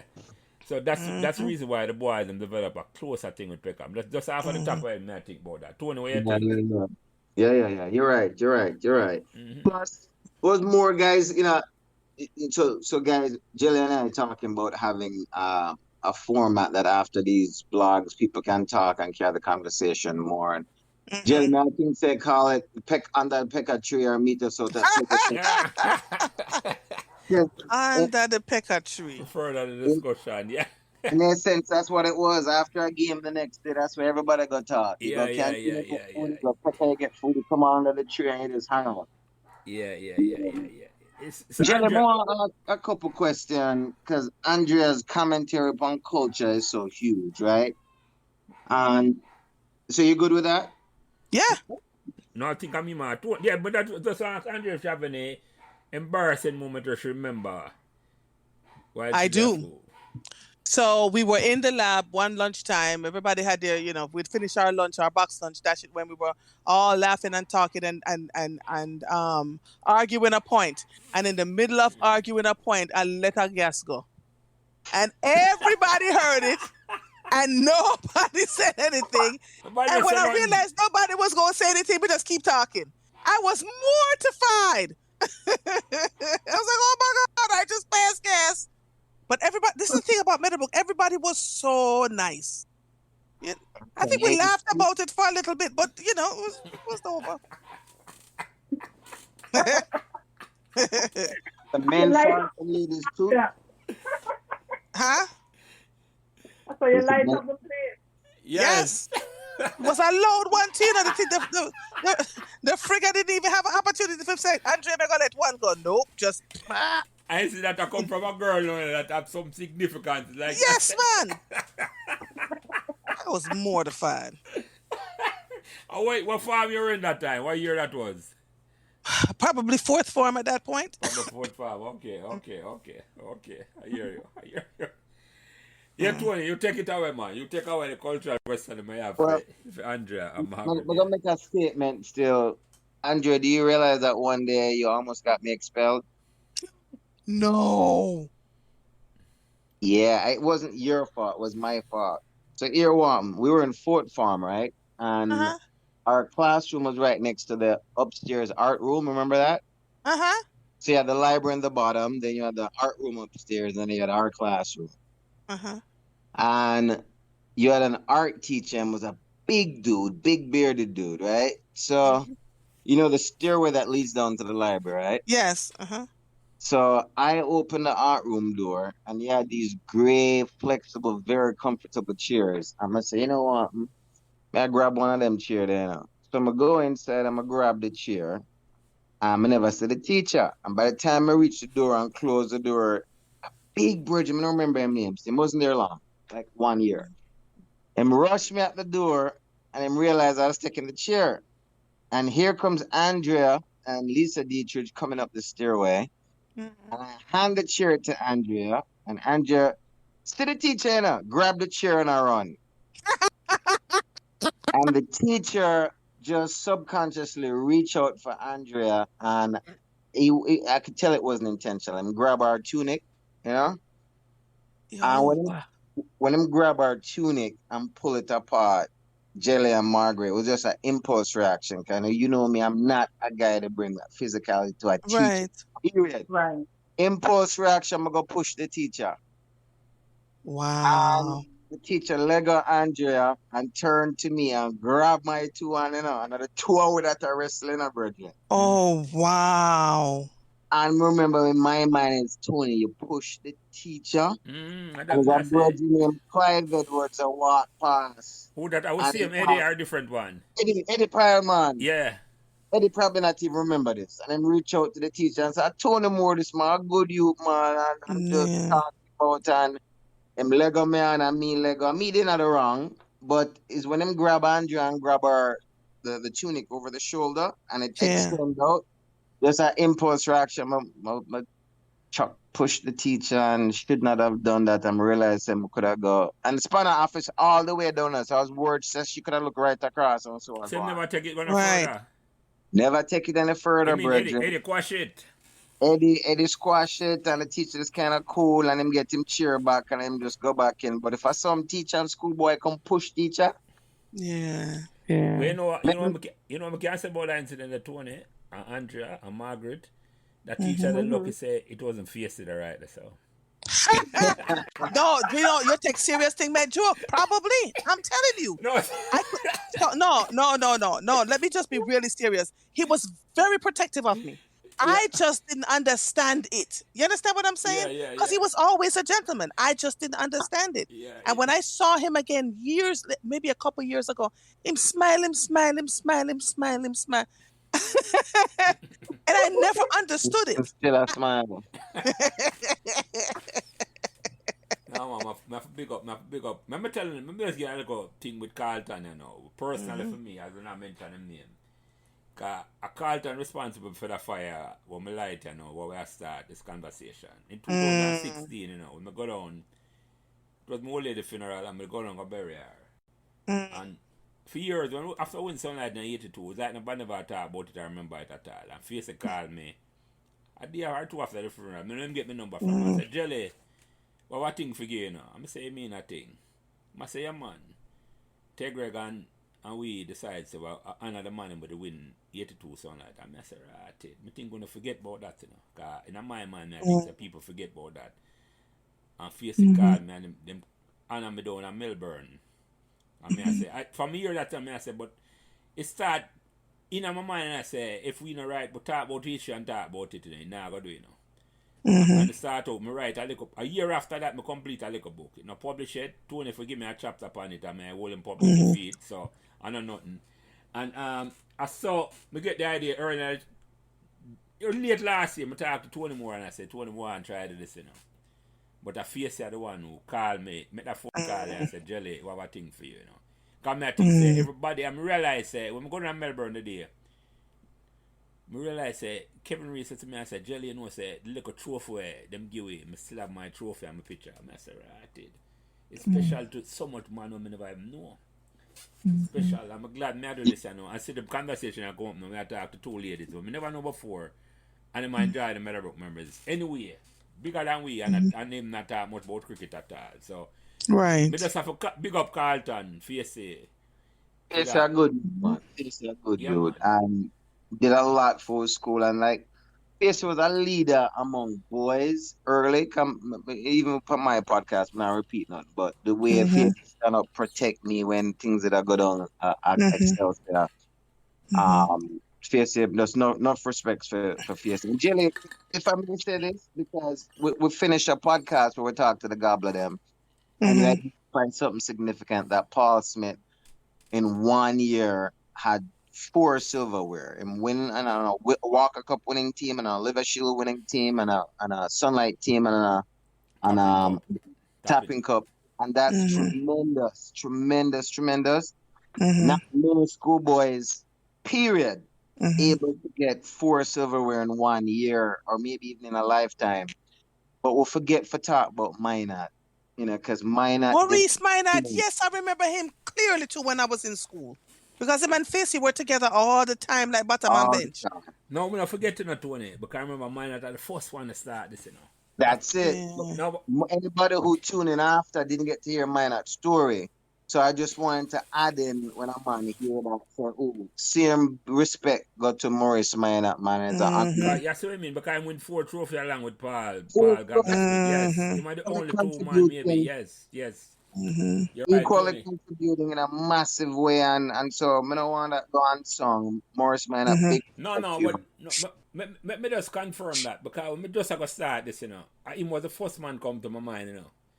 Because I didn't know Minot good enough, can play cricket. He was a big time cricketer, bigger than Paul in terms of cricket, right? Yeah, man. I'm reach out to Minot and say, Minot, I want to start with you, you know, kind of my mind, you are like a bridge between my year and generation and the newer year and generation, and you play on both football and cricket team. And at the time, Tony's until me talk to Paul and Patrick Sunday, I realized a 4 trophy win in 1 year. And as I say, if another school can make that claim there, where them 4 significant trophy in 1 year, 1986. So and how many players can make the claim? Yeah. And Paul Smith and Maurice. So mine was my first one, just for that, man. Strategically, I'm going to pick mine at I say. Yeah, man. It's like him got spark a fire them, and he did. He He did. Mm. He He did. did because everybody, whole heap of team related to him, whole heap of teammates related Yeah, to man. him, and yeah, Yeah, man. yeah, yeah. So we have a big Respected general, that man. Some what? of us want to make sure, say, because in that conversation, his name got lost, and it obviously was about Paul and Patrick, rightfully so. Yeah, But we yeah, just yeah, want yeah, yeah. No, definitely, to go definitely. back. But anyhow, ladies, Margaret, when you in Mm-hmm. first Andrea, when you in second farm, want to talk about Meadowbrook culture for a little bit, right? Do you remember a time, and Jelly, do you remember a time when most of the Meadowbrook man them wear black suede shoes or brown suede shoes with white socks and white towel in the pocket? Yes. And that was the pretty boy training. Remember saying, how come everybody have suede shoes and white White socks? Sox. Courtney Strodrick, my youth. It's when Courtney Strodrick, when Margaret talked about the six farmers, my mind went straight to Strodrick. And I come, I little boy them time, and I look on Strodrick and I said, them man, they just slick. Yeah, man. Yes. First white shoes Yeah. and yeah, it's one White Sox. Yeah, yeah, The man, them, they just slick, brethren. yeah, yeah. And then on the flip side, you had the bad boy them, where wear the big bag, the big sports bag them, right, with one book in it, the Pumas and the One book. one book. You know? And Jelly, what kind of shoes the bad boy them wear them time there? Desert Clark. Cougar Clarks. Paw first, man. Cougar. Cougar Paw. Every boy, all them you there, Ira, Jim Roy, Tony, a beard, Cougar Paw. Yeah, yeah, Them, yeah, yeah, uh, yeah. Oh, then it go to Wallaby. Then it go to Clarks. Yeah, yeah. Yeah, man, as you talk about the Shaolin posse, man, that's what we used to call them, man. Yeah, I hear you. So, And Margaret, then it, yeah, go ahead, Tony, sorry. go ahead. No, I was going to ask Margaret and Andrea if them don't remember them dressing there in terms of. I remember, I put the question this way. Was it that the boys were more fashionable, I don't know, or they were braver, or they could allow for dress a certain way? 'Cause I don't remember the girl them having a fashion statement to make, like how the boy. We didn't have a choice. Some girls shorten up them uniform. We didn't know how they managed, and they would get in so much trouble with Miss McLennan. But then we and didn't wear have white much socks, choice, huh? And I used to wear white socks. Again, since me never brought up Cena for break the rules, I didn't, you know. Now, I had a cousin, a sister. She was a year ahead of me. Mm-hmm. And she used to break that white sock rule all the time. I used to see her out on the netball court standing with the rest of girls because Fana said that white socks and punish them. They must have some out there in the sun. Because we were White Sox. Yeah. Yeah. Margaret, how Because they're some of supposed to wear royal blue or bottle green. Yes, right? yes. Margaret, how did some of the girls get a different print? Because there were some, it's a Scottish print, it came Yes. from Scotland, but some had that softer, more traditional Scottish plaid. You talk about the uniform of the girl them wear? Yes. Ah. I don't know. So I remember there was a shortage Okay, so- on fabric for a while. All right. So before my year, because I think my year was when we started to wear that thick plaid. Oh, Mhm. never come and make about that. But go ahead, finish up, yeah. Yeah. And I don't know how some people in our year got it. I have no idea. But that lighter material used to be worn before 70s. It was expensive. It was like the girls who had connection and thing would have wear them there. And I some of the don't no, yeah, bring up something very valuable I know not Tony, because it's me just come with a book. And a lighter material. When the newer one come in and we call the uglier one come in, thick. yeah, 79. I know I never like with Margaret and Andrea. You see the original one? Mm-hmm. You remember me talk about my pen with Mrs. What's your name? Mrs. Jensen. Yeah. That famous pen. When the girl them wear Yeah. the original one, me no need to look on a pen. Because when them stand up in the sun, you Oh my God. That's the clear truth. Wow. Tony, you understand over there? Yo! Totally. It was cooler and lighter to wear too. Yeah, no, exactly, 20. You could have seen right through 20. And especially if they're not wearing a slip. I remember you have to wear your slip sometime. I saw the girl, I saw the fashion statement. I mean, when this ugly uniform coming, I said, Jesus, I have to go back to my pen. I'm done dash with the pen long time to write it. But Jelly, you talk about the girls didn't have fashion, they did, So I go walk on the true look of fashion and just jump in, right? So the guys then went from the pretty boy white rag and pocket suede shoes to disco boy. Remember when every boy used to have a disco comb in the back of them pocket? Mm. And the ballerina shoes, the And the ballet. Yes, the Ballerina ballerina shoes, shoes. yeah, What yeah. them use battery acid for make it black Mm-hmm. and and them tear would up the have start shoes. roll up them sleeve in a disco. Them used to call it Yes, the disco look. that I remember. Yeah. Yes. And you take it further, you roll up your pants foot, you take the sleeve of your Mm-hmm. pants, turn it to one, and then you roll it up. And if you have your so Troy Campbell, pin sleeve Mm-hmm. ever roll up.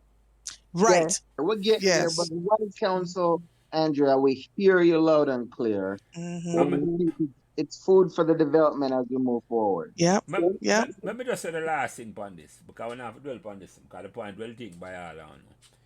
It's like when you remember the podcast with China. Yes. Oh my God. It was one of the most enjoyable to me. But remember when mother said to him, say, if him ever turn Rasta, what shall I go do with him? Yep. Yep. You see me, I said to you, so we who grew up in the 70s have to deal with, say, if you, Yep. each character about say, him attack and him mother, him say I and him mother almost a lick the eye down him throat, because him think him a turn Rasta. Mm-hmm. So what really happening is like, just the embracing of everybody, it take a time, Yes. Because we Yes. never Yeah, embrace. point. Right. Go ahead, Margaret, sorry. No, man, not interrupting. I was just saying point taken. You're right. Yeah, Yes, Absolutely. and he talked about colorism. Yes, That yeah. so resonated with me. I was like, I literally was getting ready for work and was bathing in the center channel because he was so viscerally honest. The colorism. If you were in a certain color, if you were a girl of a certain color, they weren't going to look at you, which is why I was so fascinated what the fascination that Carlton saw, because I was like, I'm dark skinned, I don't understand it. I had big lips, big eyes, I made it maga like olive oil. You know what I'm saying? So you want to, and I love when I tell you, Colin, and then when I listened to Tony's one and he was talking about all the things that he went through and how he started walking bow-legged to fit in. These are the stories that is going to pull more people in. People are going to say, yes, this is what I want to hear, because there's so much that has been going on there. And quite frankly, for me, I never thought I was popular because I wasn't one of the light-skinned girls. You understand what I'm saying? But this platform is not about a popularity contest, man. Yes. Yeah. Right.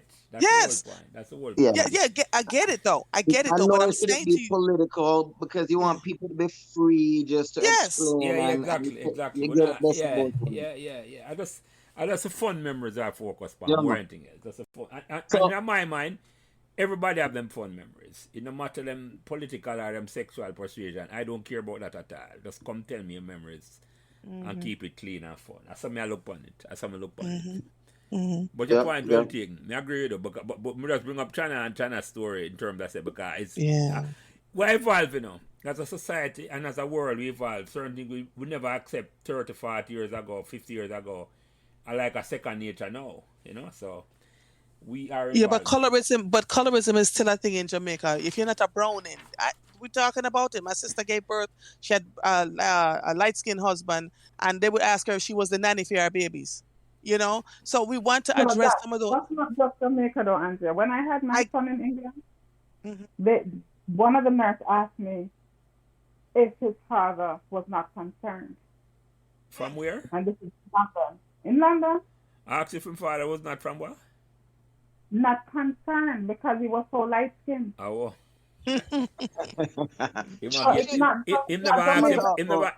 He must say the father get a jacket. Okay, I hear you. That's You see what the I'm nurse saying? said. So Jelly, the challenge is going to be, as you evolve this, Yeah. is the balance between expression of a platform and honest vibes that relate back to that time that qualifies as memory. I mean, as you qualified as medical memory, so it's about medical. Yeah. You have to be careful. It doesn't, it could evolve politically if you so wish for it to be. But I think the thing that people cherish the most is reliving and hearing their name. That's why I mentioned enough name, Yeah. hearing their name from a time that they think they got forgotten. Am I right out? Lisa Dietrich, Carol Marbier, um, Donnet Denton, Stephanie Powell, Sandra Powell, Ivan, what's your name? Ivan Edwards, Nicole Lynn, Carol Darling, just, Anthony Maloney, Steve Jones, Kirk Smith, Mark Wiggins, because they get to hear the names and the story of a time that they once cherished, and that's what you bring back. More on Bridge is still to talking about Troy opening him shirt and showing him here, right? There were girls on the fashion time that started rolling up their sleeves and opening their shirts and show those who could show some cleavage also did. Did anyone want to do it? Nope. I didn't do it. They never have the license. Margaret, do you never have the bravery or what? Are you? Oh, Margaret, you want to hide that one because Michael Carter stressed me out. God bless him. God bless him soul. Yeah, God bless him soul. Because he have some story I made a book. It's like. Michael Carter used to just come up to me all the time. So he must like a year right, are you? Yes. Yeah. And he did it just to laugh because he knew it was embarrassing to me. And then he would crack up and laugh and laugh and laugh, and then he just run down. Margaret, you remember when Michael Carr, Kelvin Ross, David Walters, all them used to start wear black beret around school, going like pretty boy? No. It's like one Christmas, all of them get black beret, and it's like them a walk around school like a massive, going. Them there was ladies man back then still.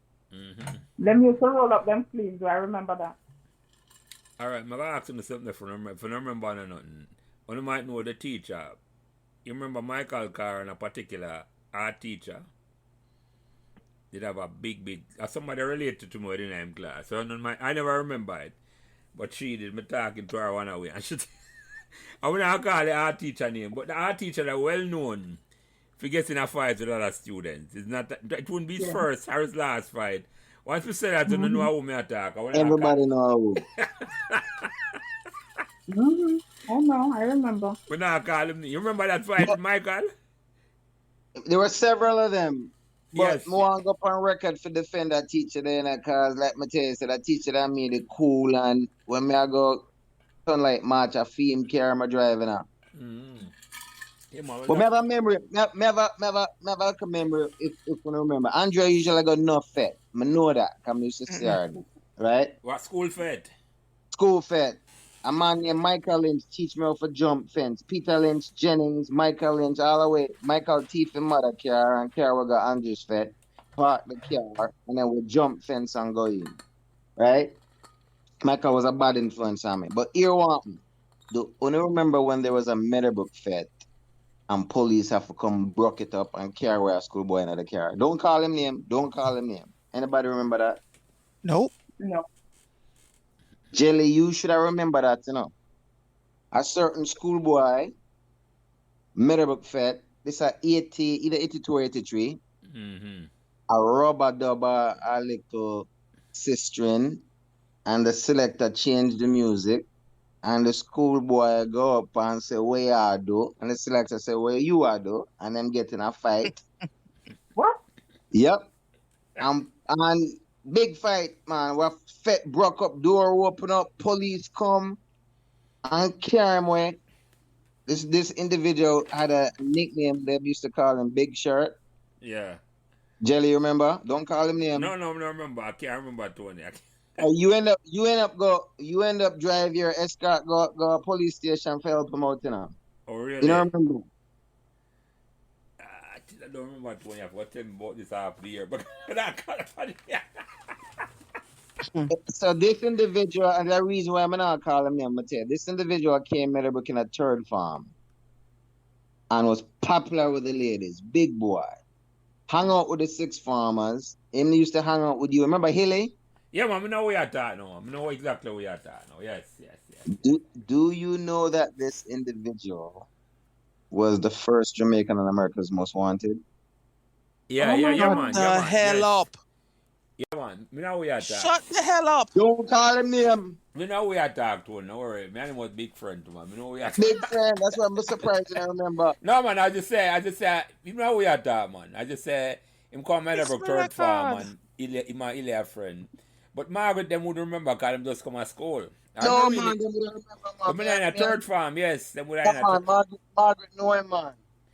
Yeah, because I'm never reading a six farm like we, but appear No, big I'm man the in a movie, yeah. third farm. Appear big man the In, movie, yes. You're right, Tony. yes. Well This is known, why we man. call him name. When you know I want to know, so you can't just... Ladies, if him there road, no, I want to call him name, you see me? Yes. Yeah, They might say, oh, boy, I forget cut. yeah. Oh my. I'm so glad I was innocent. I didn't know none of this stuff. Big thing Anyway, going on, man. My rubber dubber sister and the selector change the music and and we get in the love the badness from then, Tony. So you know and we left exactly. the selector and span a band fit for a while after that. In the love the badness. You know exactly what you're talking, man. I know exactly what you're talking. So Andrea, I mentioned Andrea on my podcast because brethren, it's when I go through them puberty bump and blackhead thing them. Andrea bring her whole bottle of alcohol and facial cleaner come to school in a brethren. Mhm. And when the classroom up top, when I play chords them time, then Andrea said, lean back in my lap, Anthony. And it's when she done squeeze and clean and massage face, brethren. Oh, one of the best feeling, man. One of the best feeling. Clean face. Mm. Yeah, I hear And you. you know what? I still do that today. I like doing that kind of stuff. Yeah? Mm-hmm. Yeah. Mm-hmm. So Margaret, tell you a joke. When my dog get married and I'm go to my wife and say, oh, I know you you have to didn't. clean some face and put them back. You think so that yet? You say you can there. Woo! Funny that I look at you know I go to you should have a phone them time and I just video that. I'm sure I And understand how it's done. Exactly. spoil it for me, man. Spoil it for me. I'm Exactly. sorry. Exactly. By the way, none of them got six farm. No. I left after fifth form and went to XED for a little bit. I'm sorry. For a little bit to do some evening class, sixth form classes there, and then I migrated. Okay, and you Margaret? No, I didn't. Come on, why me ask you know? I try to remember if Saffron never became head girl at Meadowbrook. Did she? He did. Yes. He did. Okay, I know me that memory so she become head girl. Yes. But you had left school by that time. Yeah. Okay. To them I think both time I say, but she was head girl. Yes. One of the coolest girl ever.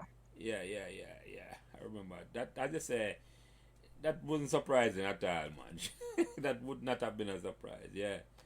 Anyway, let me move on to some more questions. Cause believe it or not, although Margaret said we're not going to talk for long, at 2 hours there I chat already. And with them, Oh my God. so, well, the best, all right, Margaret, you first. The best learning experience you get from Meadowbrook.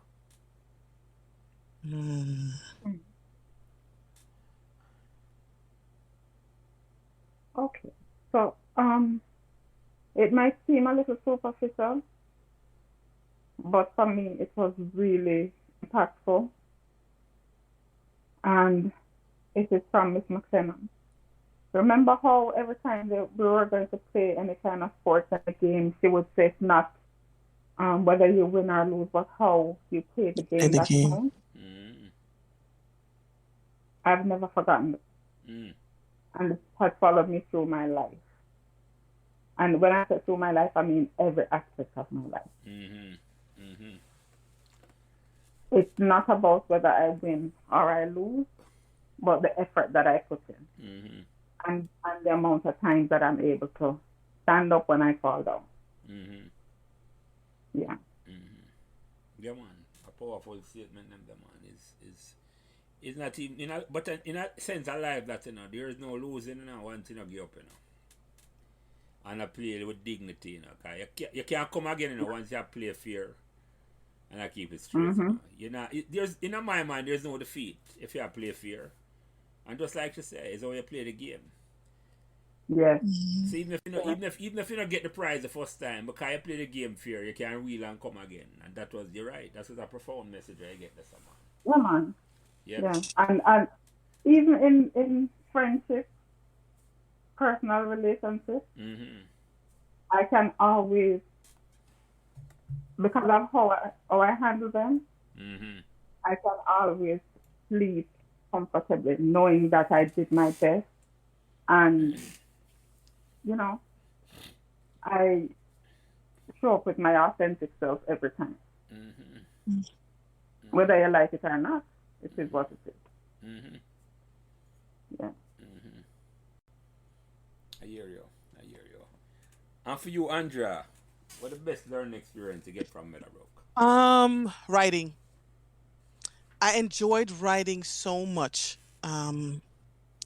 Going through the English and literature classes, that when I took my CXC, I had a one exceptional mastery in writing, and it is what has carried me to this day. That was one of the greatest experiences, and again, the critical thinking skills, right? Learning how to have conversations and see all sides of something versus just the side that makes you, feel better or feel good about other people. There is one person that I didn't talk about, and please forgive me, Easton Lieber. He was a part of that group. He sat in that room with us and we labrish and talk. And you remember that, Tony? Oh yes. Yes. Very cool dude. Yeah. He would laugh and cackle with us, but we had a good time. There was a whole clutch of us that spent a whole lot of time together at that point. But yeah, the writing was one of my best memories. So, And so I've earned quite a bit of money from writing as a direct result. oh, good. Like I just want to Mm-hmm. Brutus check was with. the teacher, Andrea Brutus. Huh? Pat Williams, Miss Brutus. Yes. Yes. Yeah, I'm not gonna. Who was the teacher who inspired that writing skill? Miss Brutus. Brutus. The nickname you give me. Yeah, Mm-hmm. Pat Williams. Mm-hmm. It's all nickname just flew off our tongue. Tony. Yeah, because we don't use people's names in Jamaica. Everybody got a nickname. And it was with affection, It wasn't about nothing but Brutus. affection, Right, right. Cause Mm-hmm. you never have hide and call her that. No, I didn't call her that you openly at couldn't all. call Me her not that. crazy. Yes. Oh, that No, amongst no. yourself and have that nickname there. Yes, Yeah. Yeah. yes, yes. Well, it was And like the affection of the And dread. that You was couldn't from call. Macbeth, right? Yeah, like yes, call the and dread. Yeah, yeah, yeah. Animal Farm and Midsummer Night's Dream and Yeah. oh my goodness. She engaged the students and pulled them in. She was really good. Mm-hmm. Yeah, I Mm-hmm. understand what I mean, Tony. Because me would have never called Mr. Year the dread to him face. But No. A man who call him like Squitty getting in trouble. Right, yeah, Dread? yeah, yeah, yeah, yeah, yeah. We'd have so much respect for him, same way, man. But the name we call to them when them not around is with affection. It's not about no meanness or no bitterness at all. No, not at all. Right. Right. All right, so Margaret, you first again, Life lesson you learn at Meadowbrook, you pass on to your friends and family. Oh boy.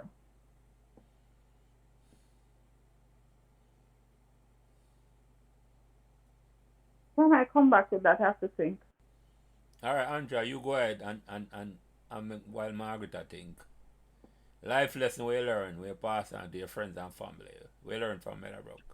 You never stop educating yourself and let your light so shine. Mm-hmm. So in my all the years since I've graduated from Meadowbrook, I have metamorphosized, and each thing on top of the next thing on top of the next thing on top of the next thing until where I am today. Because I always heard in my head, never stop learning, never stop being curious. And I taught that to my children and the people that have been around me. Just never stop being curious and never be afraid to call a thing a thing. I can't even Go ahead, Oprah. overemphasize. Oprah. Huh? You sound like Oprah. I'm telling you, but that was from sitting in that room with all of you and just debating, talking about everything. It was just so rich. And I took that right into adulthood, right? And it has turned into something good. And today I get a lot of calls from people who folks ignore in life. The media ignore, this one ignore, that one ignore. I take their stories, I write it, or I take them on the air. Excuse me. We uncover everything and get help for them. Yeah, we are the, it's a And powerful. that is a skill. It is. It is. It Yep. is. It is. Yeah. I'm going to tell you something Rory McGregor said to me when we just started this, I'm reach out to him and he said to me, say, and I want to find it exactly what him say. I'm say, Rory, come on. And he promised to come on because I said through school and all them way there. And then he said to me, say, Jelly, remember trying exactly what I said, hold on. He say, you want to be a voice. He never say, him say you can be a voice for the voiceless. And in a Yes. sense, this is what this podcast about, It's about, as I say, it's not a popularity thing. It's to make people come on. We just come at it. My last dream, when I think so 20 weeks later, I talk to Margaret Livermore, who we never know, or Andrea Lawful standards, who I never met. You see, my set is like, because in a sense, I should say, I know the people I play cricket with, I know Tony play football, I know Tony a long time, but it's a voice for the voiceless, man. And Rory did right, and that you blossom out. And you see, that's the beauty of Meadowbrook, No topic was off, no subject was off, nothing was off the table. Nothing. We could have discussed And we didn't take up our ball and go home. No. We go back and we research and come back and say, you did right, man. and this is what I found. Yeah. No, every day, everybody want vex for every little thing, and nobody want. It's the strangest thing. And we now have a country filled with people on so many levels who are not critical thinkers, don't want to have the conversation. They'd rather blow up and go about their business, right? And it's destroying us as a people. For clarity, this is internationally broadcasted. You're referencing to the country in which you reside and not Jamrock, right? No, you're right. Me there, America. You're that foreign. Wow. Me there, America. But you're right, doing not Tony, because I'm still the same way, Andrea. Yeah. It's from me now have a conversation. Me have very little to do with it, because I say the conversation not supposed to over, and that me learn and Right. Because the moment the conversation over, I just one option we have, is to take up arms, Right. And that now go pretty. Me just don't like all the conversation are shut down more and more. So I agree with you. That never made a broke. Because you could have talked about any and everything, man. And I just say, everything, you go research right. and come back the next day. And the man have no bad feeling. And I say, right, Nope. oh, you can't. No, you have the debate. And Yeah. never over. Don't take that for granted, because I know if high school where boy go on the fence, go grab a knife or a gun and come back and a walk. Yes. It's something that was unique to the respect that Meadowbrook students gave each other, that Yes. Meadowbrook staff gave each other. Look, Andrea, I don't know if you remember, we now call a teacher by name. But with some of the teachers them when we in a fifth form. Remember Janet Dirty Pommel's Didi Dog. That what she called herself. Janet Pommel's Dirty Dog. And she sparred with a little girl called Audrey Sadler. See me? And somebody bring a couple Hustler magazine come school. Little one them. We in a fourth form, What I know, and them just a pass on everybody I read it tonight. Part of the education as we're exploring and learning sexuality as well. Wasn't part of the school program. And a teacher come in and say, want a reading, and she take a read too. She and you remember that? Yes. I read too, but we were so mature and in harmony and learning as an institution. Yes. Yeah, man. Yep. She never grab the magazine and say, I'm going to embarrass you. Right. Cause she know I get you arrested, or I get you arrested for pornography and put And- you in, and I call make you a sex pervert. Exactly. Yes. Carry the See what I mean? principal office. She could have carried the principal office. Yeah. I did bring the magazine in, to be clear. But Tony Metal said that with me on my pen. I telling you, the same thing, and I say, but that was the maturity and the sense of the openness of the teacher that I made a book, And it's like, them allow everybody to make them light shine, And I say, I learn, it's a learning process. And for that, enough Meadowbrook people come out much better off, man. I agree. I agree. And I learned from Meadowbrook, if something isn't working for you, tell them thank you for the part they played in your journey. Look at the lessons you learned from it, dust off your feet and move on. And come again, wheel and come again, as the song Yeah. Yeah. So Yep. Margaret, I've learned so. we give you enough time, come. Life lesson, we learn. Okay, the most important one is you have a right to your opinion. Mm. As a child growing up, I didn't feel like I had a right to speak up for myself in my home. The adults were the ones who made the decisions. If they thought something was so, that's how it was. I wasn't given a chance to speak. And at Meadowbrook, I realized that when people got into trouble, they were asked what happened. Mm. Teacher could bring it to take it out to the principal's office, but you would get a chance to speak for yourself. What happened? And I took that very, very, very seriously. The first thing, as soon as my children were able to understand, I told them they have a right to their opinion, and it doesn't matter who the person is. They just have to be respectful. And also gave them a little bit of advice to say, listen, what you do is you don't take when the person is angry, even if it's you. Don't talk back. Hold on, and as soon as everything calms down, you come back and you say, no, mommy, I didn't like it. And I didn't like it because you have to give an explanation. You can't just say, you were unfair. That don't mean nothing to me. You have to tell me why I was unfair. You have to have the debate, yeah. Yeah, man. I become correct. And I teach my grandchildren the same thing. And any child that comes around me, I let them know that they have a right to their opinion, and I give them the tools on how to use it properly. Integrity is another thing I learned at Meadowbrook. Learned it in my family as well, but it was reinforced there. Another thing that is very, very, very important to me that I learned was similar to what Andrea was saying about language and literature. Especially the literature part, where you would read a story or read a book and have a discussion, and everybody would have a different concept of what was happening in the story, or different view, could see different aspects of it. That I love, and that comes in with the critical thinking part. And what I try to do with my young nieces and nephews and my granddaughters is have a situation where I either give them something to write, just give them a random topic to write something, or I give them a passage to read and ask them to come back and tell me about it. They hate it and love it at the same time. But it builds their English skills, builds their thinking skills, and that is something I learned from Meadowbrook. Yeah. I can't relate. Why I was can't relate. Yeah, go ahead, sorry. No, I was saying, why everybody's so quiet? No. But we're listening. Good. We're taking it. Well, listen, Yes, we're listening. say she can't done it. We need to hear more. I want to her. Serious.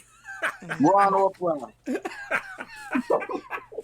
Well, so we mouth there open. If you could have seen the video with my mouth open. But I can't relate to what you said. Hey, go ahead, sorry. No, I learned a lot of things that I passed on. Yeah. But we can relate to it, for me personally. And unlike you, with lucky, I have a mother and father where I love the discussion in my yard. Right? So, we never have a problem there. We could have the most vociferous debate. And my father allow me to challenge him. Wow. Yeah, man. Right? I my teeth with a dip on ground. No, man. I was blessed. But kind of through the parents. Both my mother and father allow me. And so when I have my youth, them, I did more blunt than you, Margaret. I tell them straight up, and I say, listen, you don't have the right to tell me I'm use it. I'm not going to use it on my podcast. My son can't tell me anything I want, including the F word off, because if you can't tell me when I'm wrong, you can't tell the Dan man out there if you go on about Right. business too. Yep. And that me feel strongly about that. My grandkids, them I see them, I talk to them same way. I said, no. You use that word? Eh? You know, Sometime I might one, yes. Even that I might, I'm not careful on them. But yes, Tony, that's how explicit I am sometimes with my children and my grandchildren. Them. Not me the cuss them, but because me never use, that's the funny thing, You know me, Tony, I know, say, me the bad word merchant, on the cricket field, attack, and it's a wonder that none of them things that step out on the podcast. But when I talk to my children, them, I've never lost temper with them or even talk to them in a certain way at all, Tony. So I'm have a good relationship. yeah, man. So if only I was there for if I tell them say them have a right for can cuss anybody. It's not me not even for cuss them. This is what I said to you. So I know what you're saying, Margaret, but I was in a lucky position, not because of anything else, but the fact that nobody shows appearance. Right. And I was blessed to have. Yeah, go ahead. Yeah, you were blessed because I was misunderstood a lot, and sometimes I was accused of things that I was not doing, have never done, and I didn't feel like I could defend myself. So we make sure that my team can defend themselves no matter what.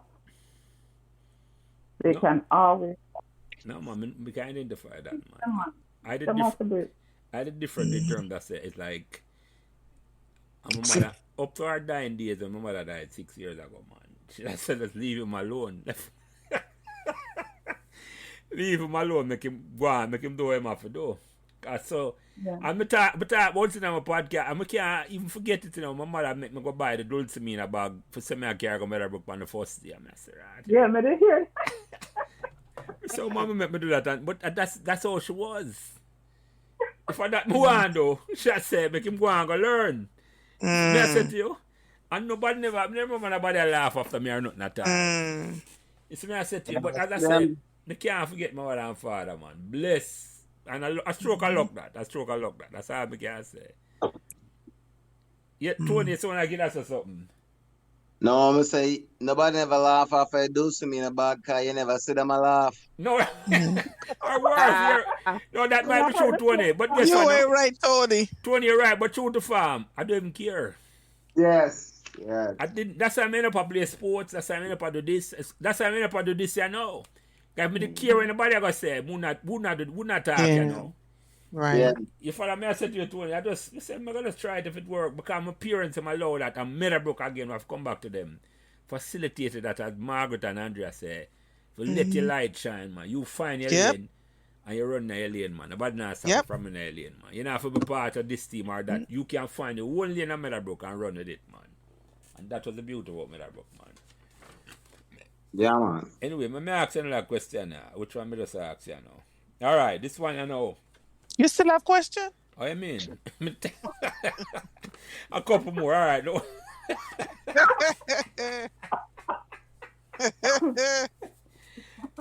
What's a farad?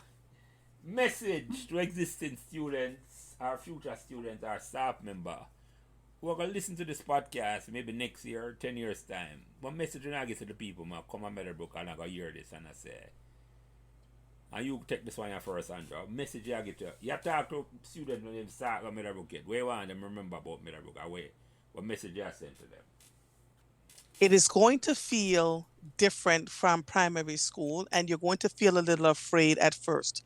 Don't be afraid to pay attention to what's around you. You don't have to always fit in into places where you don't feel most comfortable. Just pay attention to everything around you. And I guarantee you the things that you'll learn from Meadowbrook will make a difference in your life 10, 20, 30, 40 years ago. Even if you don't embrace it, there's always a bunch of lessons there. Meadowbrook is a unique place, and you should see it as such. And as a direct result of the past student associations, we have made it easier for you. The Meadowbrook that you see today is a much more gentler. We've donated buses and helped to rebuild the lab, and we love that place, and it's done some good work for us. So that's for the students. And just remember, pay it forward. Don't just let your light shine and shine in your corner, in your mirror. Let your light shine and impact the lives around you. May your work speak for you as you're moving through your life, right? That's for the students. For the teachers, when I was going to Meadowbrook, let me say this to you, and I can't remember half of your names, but what I do remember is this. When I decided to go to college to get my degrees, they were easy as peasy because of these teachers that I had at Meadowbrook. You were the best for me.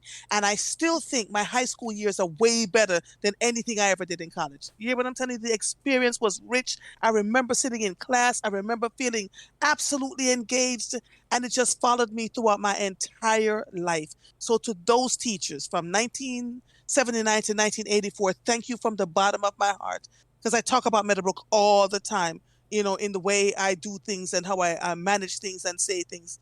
It's just thank you. Thank you so much. Yeah, man, sister. Here, here, here. Yeah, man. Hip, hip. Yeah, man. Before you go, Margaret, let me just make a comment on top of what Andrea said a while ago. Because, in a sense, what we experience at Meadowbrook, and Margaret mentioned it earlier, she can understand why, our sister can understand why we love Meadowbrook so much. What we experience at Meadowbrook, I don't think enough of the college them experience what we experienced at Meadowbrook during that time there. It's like Meadowbrook was our college, Yep. Yes. The experience at Meadowbrook 20 was our college experience, Yes. And you talk about young picnic, as we say. We're not ready for that yet, but we experience college experience at Meadowbrook. Just like when Andrea talked me, I say, yeah, man, I know exactly what I said, man. Because nothing, in fact, nothing supersede Meadowbrook experience to me since that time, Nowhere to go. Same here. Same here, Tony. Same here. If I may just add to that, because that's interesting, and so without Andrea saying this, Andrea has done a lot, seen a lot, connected with a lot. We have people that have led in different organizations at different level, nationally in some cases, internationally recognized. But you see the vibe you get when you're on the Meadowbrook Brethren and the Meadowbrook Sister and the institution. And I often reflect back as the guy to keep me grounded. I said, the Tony Moore that was at Meadowbrook, would he make that same decision? Yes. Because there was just a sense of innocence and you were doing things for the right reason. And I love the guy I was in Meadowbrook. And if I see myself straying from that, I have to sometimes slap myself back in line. So we're all saying the same thing in so many different ways, but it's just such cherished memories. And the teachers were tremendous for that. They were. Yeah, man. Man. Tremendous. Yeah. So, Margaret, what message you have for the student them where come up or the teacher them where I go hear this 5-10 years down the road? And I say, well, I'm going to endorse Andrea's statement 100%. Only last week I was saying to one of my granddaughters that what I learned at Meadowbrook has taken me through several colleges. And I'm not joking. There were colleges that I went to that I bought books for hundreds of dollars that I did not use. Didn't need to use them because of what I had learned at Meadowbrook. And because I had learned how to think for myself and how to not just think, see what was going on in the world. You know, the way we used to talk about things that we see going on in the world? I was able to use that experience to write a lot of papers. And what I would do is just go for confirmation in the book. Like, you had to do some in-text citation to say this is what makes this real. I would go to the chapters, look for a section, use that to help me out with the words, please, because I'm having some brain fog. For citation, because when you're in college, you have to, yes. Yeah, so a lot of what I learned at Meadowbrook was the base for my entire, not just the base, it helped me through my entire education, both here and in England. I was telling her the other day that once you learn how to think for yourself, you don't need somebody else's opinion. You really don't. And people like to say, oh, but I read that in this book. My thing is, I can write a book. and it can sound very, very sensible.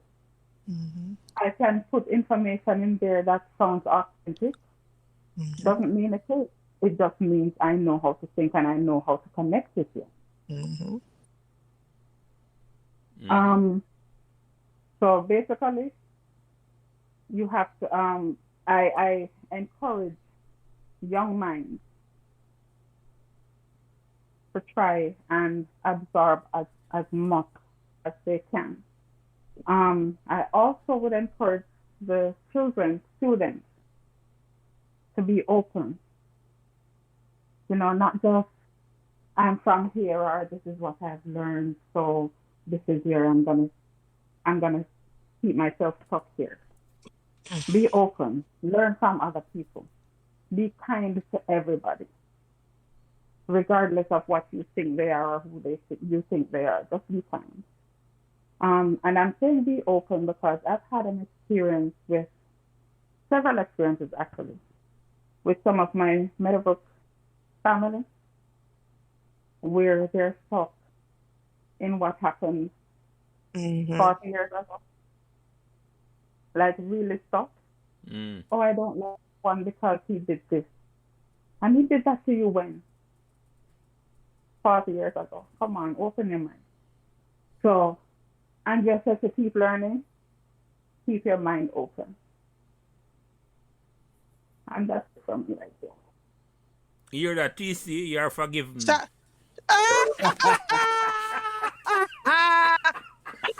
Jesus. Boy, Margaret, am I trying to draw you and TC out, Yo, we can't tell them liberty because TC I'm a bona fide. Is that right? Lord of mercy. And things gonna change in a brethren. No, because the TC them I said, Jelly, so from a silence in the podcast, because last week we send them I say, Jelly, I feel like I'm rejuvenated, man. I say, yeah. Jelly, I want to tell you, Sam, reach out to me a couple of days ago for the first time. So what I go and link me up, So man, I'm gonna connect, man. Yeah, man, tell me say about over 50 man them reach out to give him the link and the connection, man. I say, yeah. Wow.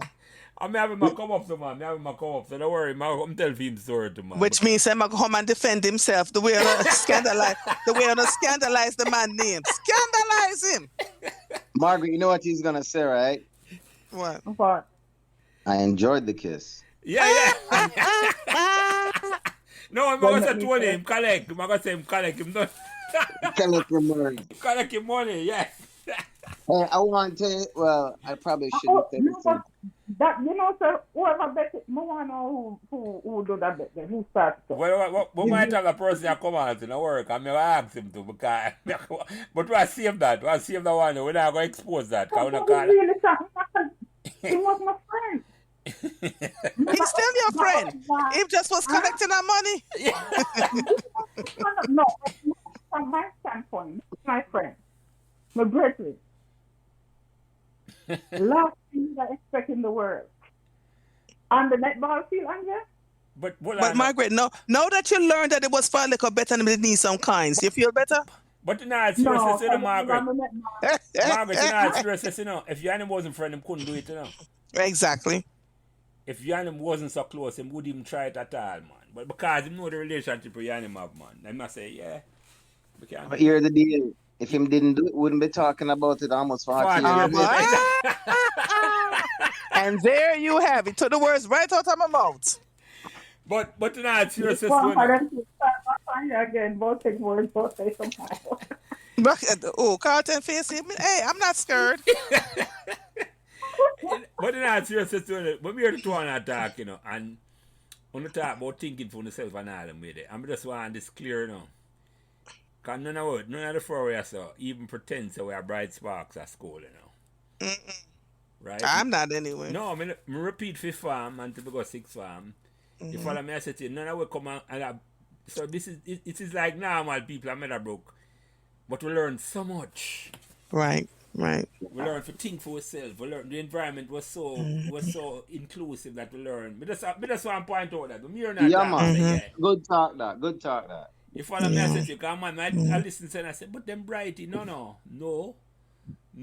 There was nobody that was dunce at Meadowbrook. That's You the may have point. learned differently, right? You learned differently, and you came out and did what you needed to do. Oh, come on, man.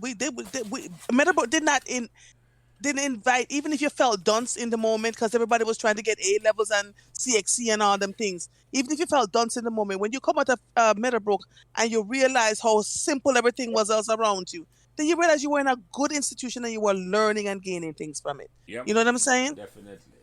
Yeah, man. Definitely. Yeah, man. Anyway, I'll come up on the last two questions. 2.5 hours there. It's my next string. It must still ask question. Last two. Hold on, before I ask the last thing, because I can't make Margaret go away, I'm going to draw her tongue about Ivor. Is there anything you want to say to Ivor Johnson? Can I say, if you come chat out in business?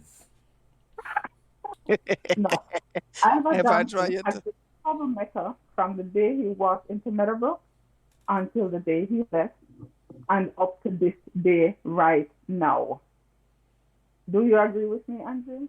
Say that again, Margaret. Margaret, him say what? Ivor has been a troublemaker from the first day he walked into Meadowbrook High School to the day that he walked through the gate to graduate, and he's still a troublemaker right now. But can I tell you something? Out of all my friends, listen to me. Out of all my friends from Meadowbrook that I knew, he was the one my mother loved.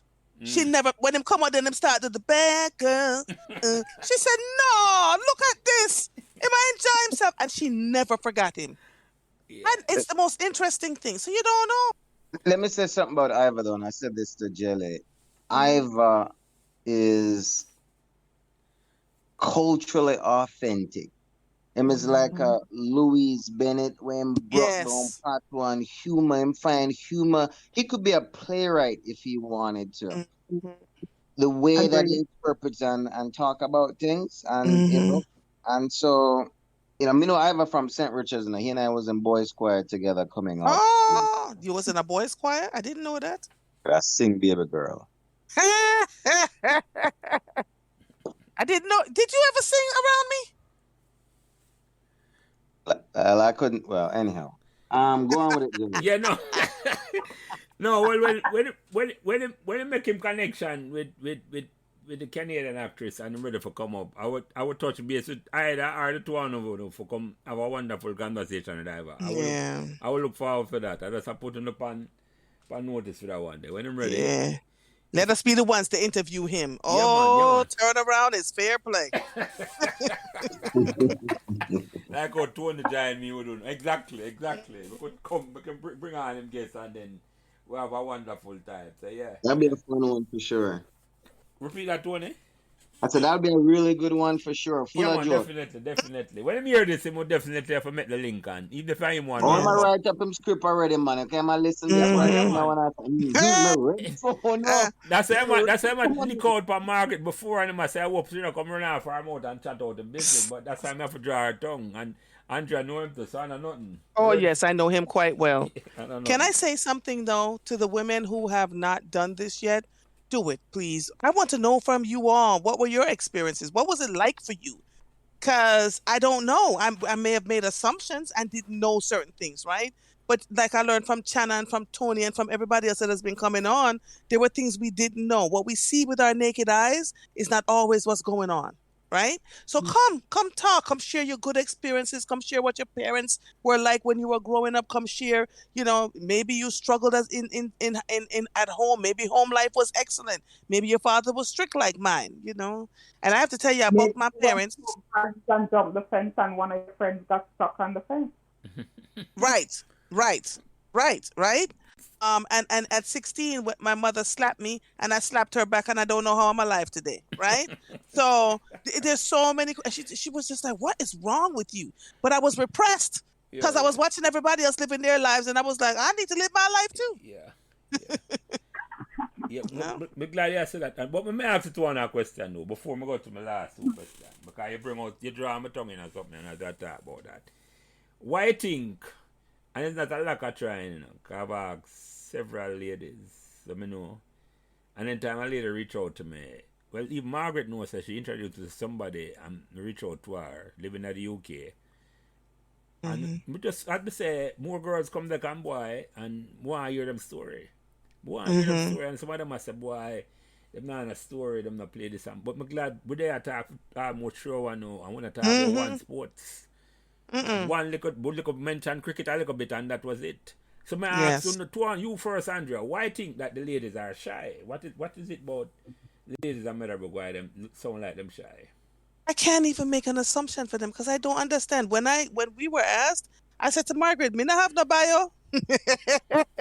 Right. We're just going to have to wing it, right? Because our memories were different. Exactly. Margaret told a story in January about how I make her pay for my lunch so I could sing. I didn't remember that story at all, you know? And so these are the things that I'm saying I want to hear from their lens. What is it? What was it like for you? What was your experiences? I cannot say why they're not coming on, right? I don't know. Well, I haven't heard enough women yet to let them be encouraged. I think this is the start. And before me hear your thoughts, Margaret, because as I hear this, I know them realize, that's why I call it a conversation. Me not come on, me not bring you on here for interview you for say, okay, did you go out with Carlton for you say? No, we not do that. Wow. Me say, Carlton, when your turn come, you better say nice things about me because from the time this thing start till now, they might draw me out.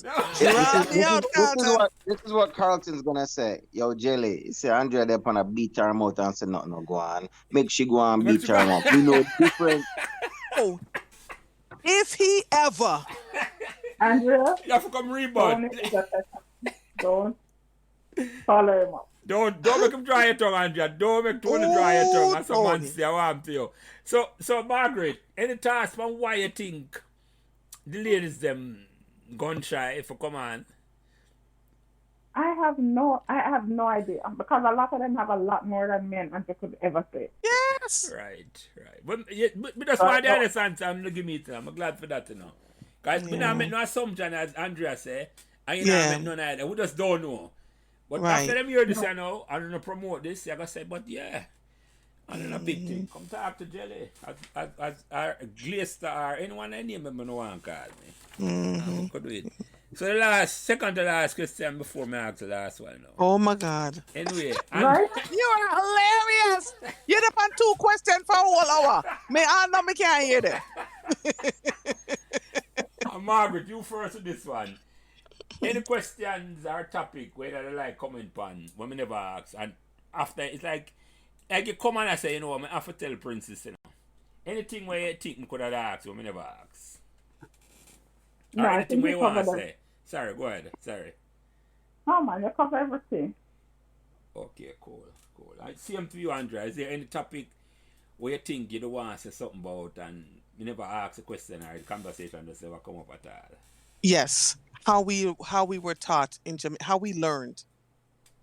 That we learned in classrooms by, you know, experiential learning, like we learned from touching, not just sitting in front of a desk all day long. We learned by I want us to talk a little bit more about why Meadowbrook is so special in terms of learning for us, right? That's a topic that I think I'd like us to cover more because we learned very differently. Expand on that, what do you mean? So when we would have sciences, we'd go outside and to pick up something from the dirt, or we didn't just sit in the classroom over a book. You understand what I'm saying? And the teachers encourage active participation. And so even whether we right, wrong, or indifferent, we would just sit there. There was a robust conversation in the classroom that I don't see or hear too much anymore, you know? And so many students are and I'm not talking about Meadowbrook, but in other parts of the world, so many students are so bored in classroom because they're regurgitating tests and not taught to think. So I want us to share more about how we learned and why learning was so fun. When there was a hurricane in Jamaica, me did vex and I couldn't go to school. I love school. You used to go to school out of quarantine, Andrea. Huh? All in hurricane, I used to go. There were times when it was just 4, 5, 6 of us in the class, and I used because my parents wouldn't take me. All the way from Livermore. Yep. What is that? They couldn't close the gate for me. That's why the gate like I asked, I want them lock the school gate for me. Hurricane and them still show up to class. Whoever heard of such? Yeah, what? No, but big I thing will is love from school. Portmore. Yes, It's we love not school. from Portmore. Yeah, right. It's not like a Meadowbrook or Pembrokeshire and live like me. When I walk, I No. come up from Portmore and I say, but you have to go to school. Yeah. You know what? That statement alone, Margaret, to make his sister understand how much we love Meadowbrook, She wouldn't understand. When she hear that conversation, you know you're going to send it to her first when it come out and I say, see, there, you heard this. Yeah. Anyway, the last question now, Andrea. Finally, we're up on the last question now. I'm going to start. I'm going to start with Margaret, but make you answer the last question first and then Margaret come. What made Meadowbrook magical? The friendships. I don't know what happened with anybody else, but for me, the gentlemen were always gentlemanly. Nobody tried to, I don't remember now, Tony, you're going to call me top of the bus in the back of the bus. Can't be there, remember that. And Tony, maybe because me just, hold on. Tony, your mic, huh? Tony, your mic on mute. Sorry. Let's see if my ear, me. Go ahead, Andrea. I'm going to take some. Yeah. So those relationships, the Margaret and I are still friends today. We lost touch over the years as we were trying to navigate our own lives. But when we reconnected, we reconnected. You know what I'm saying? And as friends, we don't always agree about everything. Margaret will tell you, listen, she'll say, you're that. No, you're wrong. Or she said, no, Andrea, you're wrong, and this is why. We are able to reason, but those are lifelong friendships. Not everybody can do that. You know what I'm saying? So for me, it's the relationships that were built. And even if they didn't last, you learn something from them to carry you through to the next phase of your life. You understand what I'm saying? That's what made that place so magical for me. Tony, you back? Yeah, man. I had to do a quick little thing. Sorry. Okay, no problem. To me, see my family. Yeah, but figure that. So, Margaret, the same question to you. Yes. What made Meadowbrook magical? Well, I agree with Andrea about the relationship. That's the biggest deal. I still have friends from first form, and that was from 1978. Still have their number, can still pick up the phone and call them. Wow. Yeah. But I think the environment was also fostered the magic. Because you didn't feel like you were a part of the regular hustle and bustle and the excitement and the noise in some schools. You got some school and it's just noisy. You walk through Meadowbrook Gates and it's really quiet for the most part. You have one and two classes that might hear a little loud talking, but for the most part it was quiet. Beautiful, as I said before. The whole environment just fostered magic. And the friendship. And even with the teachers. I don't have any close relationship with any of the teachers, but I know people who, and the relationship like the relationships that the students have. You have a relationship like that with them? Well, I guess you should do, because you talk about Becky and in a sense, but it's just since I've lose touch with them just like you, since this, we start up back to this and reach out back to them, and we get them number. Okay. And Christopher Cheddar, and I'm gonna come up on the podcast, has been a good resource to me, because I'm giving Becky number and him keep, because as Tony did know, I was in witness protection to the longest while, and not witness protection to me the day I lockdown, but lockdown me. What? No, I'm gonna clarify. No. Lord have mercy. No, man, I wasn't. Although I'm a prominent member of the Meadowbrook community in the sports thing, but it just underground them. It just me go through some things and I don't have to talk about that, but it just. But when we finally come up back this year now, I'm happy for the welcome when we get back, man. It's like I never leave Meadowbrook, man. So when I call a man, I call TC and I say Jelly, and anybody when I call, man, it's like it's a openness. So I'm not shocked. Cause that's the relationship me had when I go to school. So you're right. But if you answer a question, me never really keep in touch. Me never really keep in touch. I never realize how easy it is to keep in touch. No. That's the thing, the social media allow us to keep in touch. We never have my dreams that to happen when I was school, That's right. But I'm saying it allow when you go up on Facebook and I say you can't contact this person, contact that person, and it's like yesterday. Like you never leave school, you make some conversation. It doesn't have to be regular, you just make a link and you talk to somebody and you move on. So yeah. But anyway, ladies, gentlemen, this has been. But before me go, I just want to know if Tony are start with you at first, Andrea. Any closing remark? Lord, me talk too much already. In the final words, I should say. My final words is, Carlton, when you come on, make sure you speak of me in goodness and light. Mhm. And Margaret, any final words before we close this out? Final word for me, ladies. Stop pretending to be shy. You know you're not. Come on talk Stop to Jelly. pretending to be what? Shy. Oh, okay. I heard it now. Yeah, you finished, Margaret. Yeah, repeat that. Sorry. Stop pretending to be shy and come and share your story. Yeah. Yeah, man. And Tony Moore, in the final words. Yes, Jilly. One thing my position if you want an upcoming podcast is you have to talk to, and I know you already have it, but you have to talk to Courtney Strudrick to tell you about the greatest 100 meters ever run between him, Glenn Brown, and Ivan Hart, and a massive finish that them have. There's nothing like it photo finish, but that's a different story for a different time. But I wanna say to Andrea, boy, I see you do so much growing. The personality that we saw blossoming just explode on a national platform. Much love, proud of you, baby girl. Thank you. Margaret, you are an overcomer more than anyone can understand. Your mental fortitude to fight. I mean, know what I talk about. You might say, I don't know what I talk about. I know what I talk about. Margaret, you're just a fighter and a grower, and you just keep blossoming.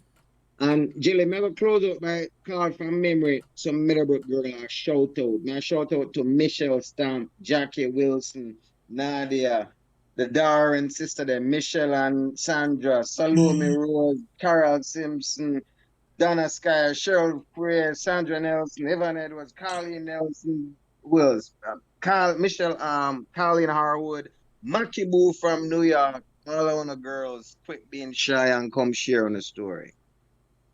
All right, and with that, Wow. ladies, thank you for coming on. Respect this. Yes, thank you. Come on, on short notice, and we have fun. I had fun. I had lots of fun, and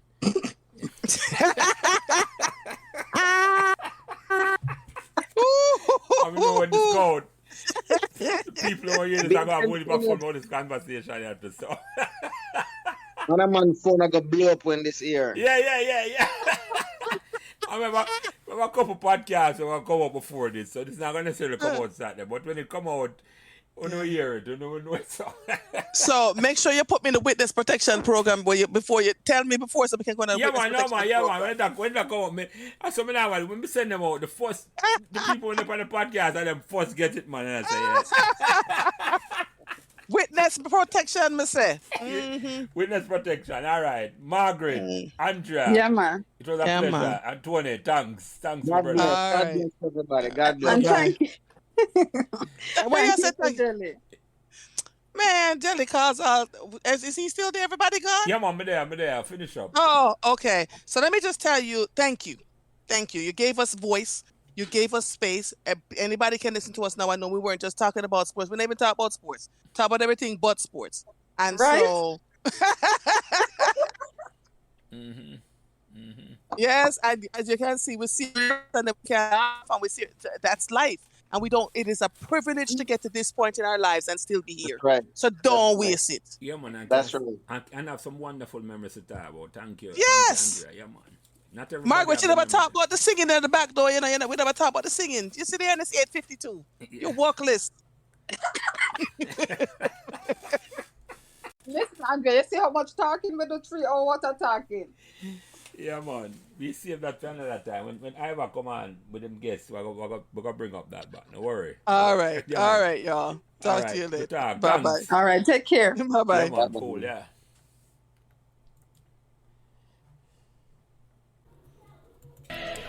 Thanks for listening to Meadowbrook Memories, and remember to give us all the support and encouragement you can.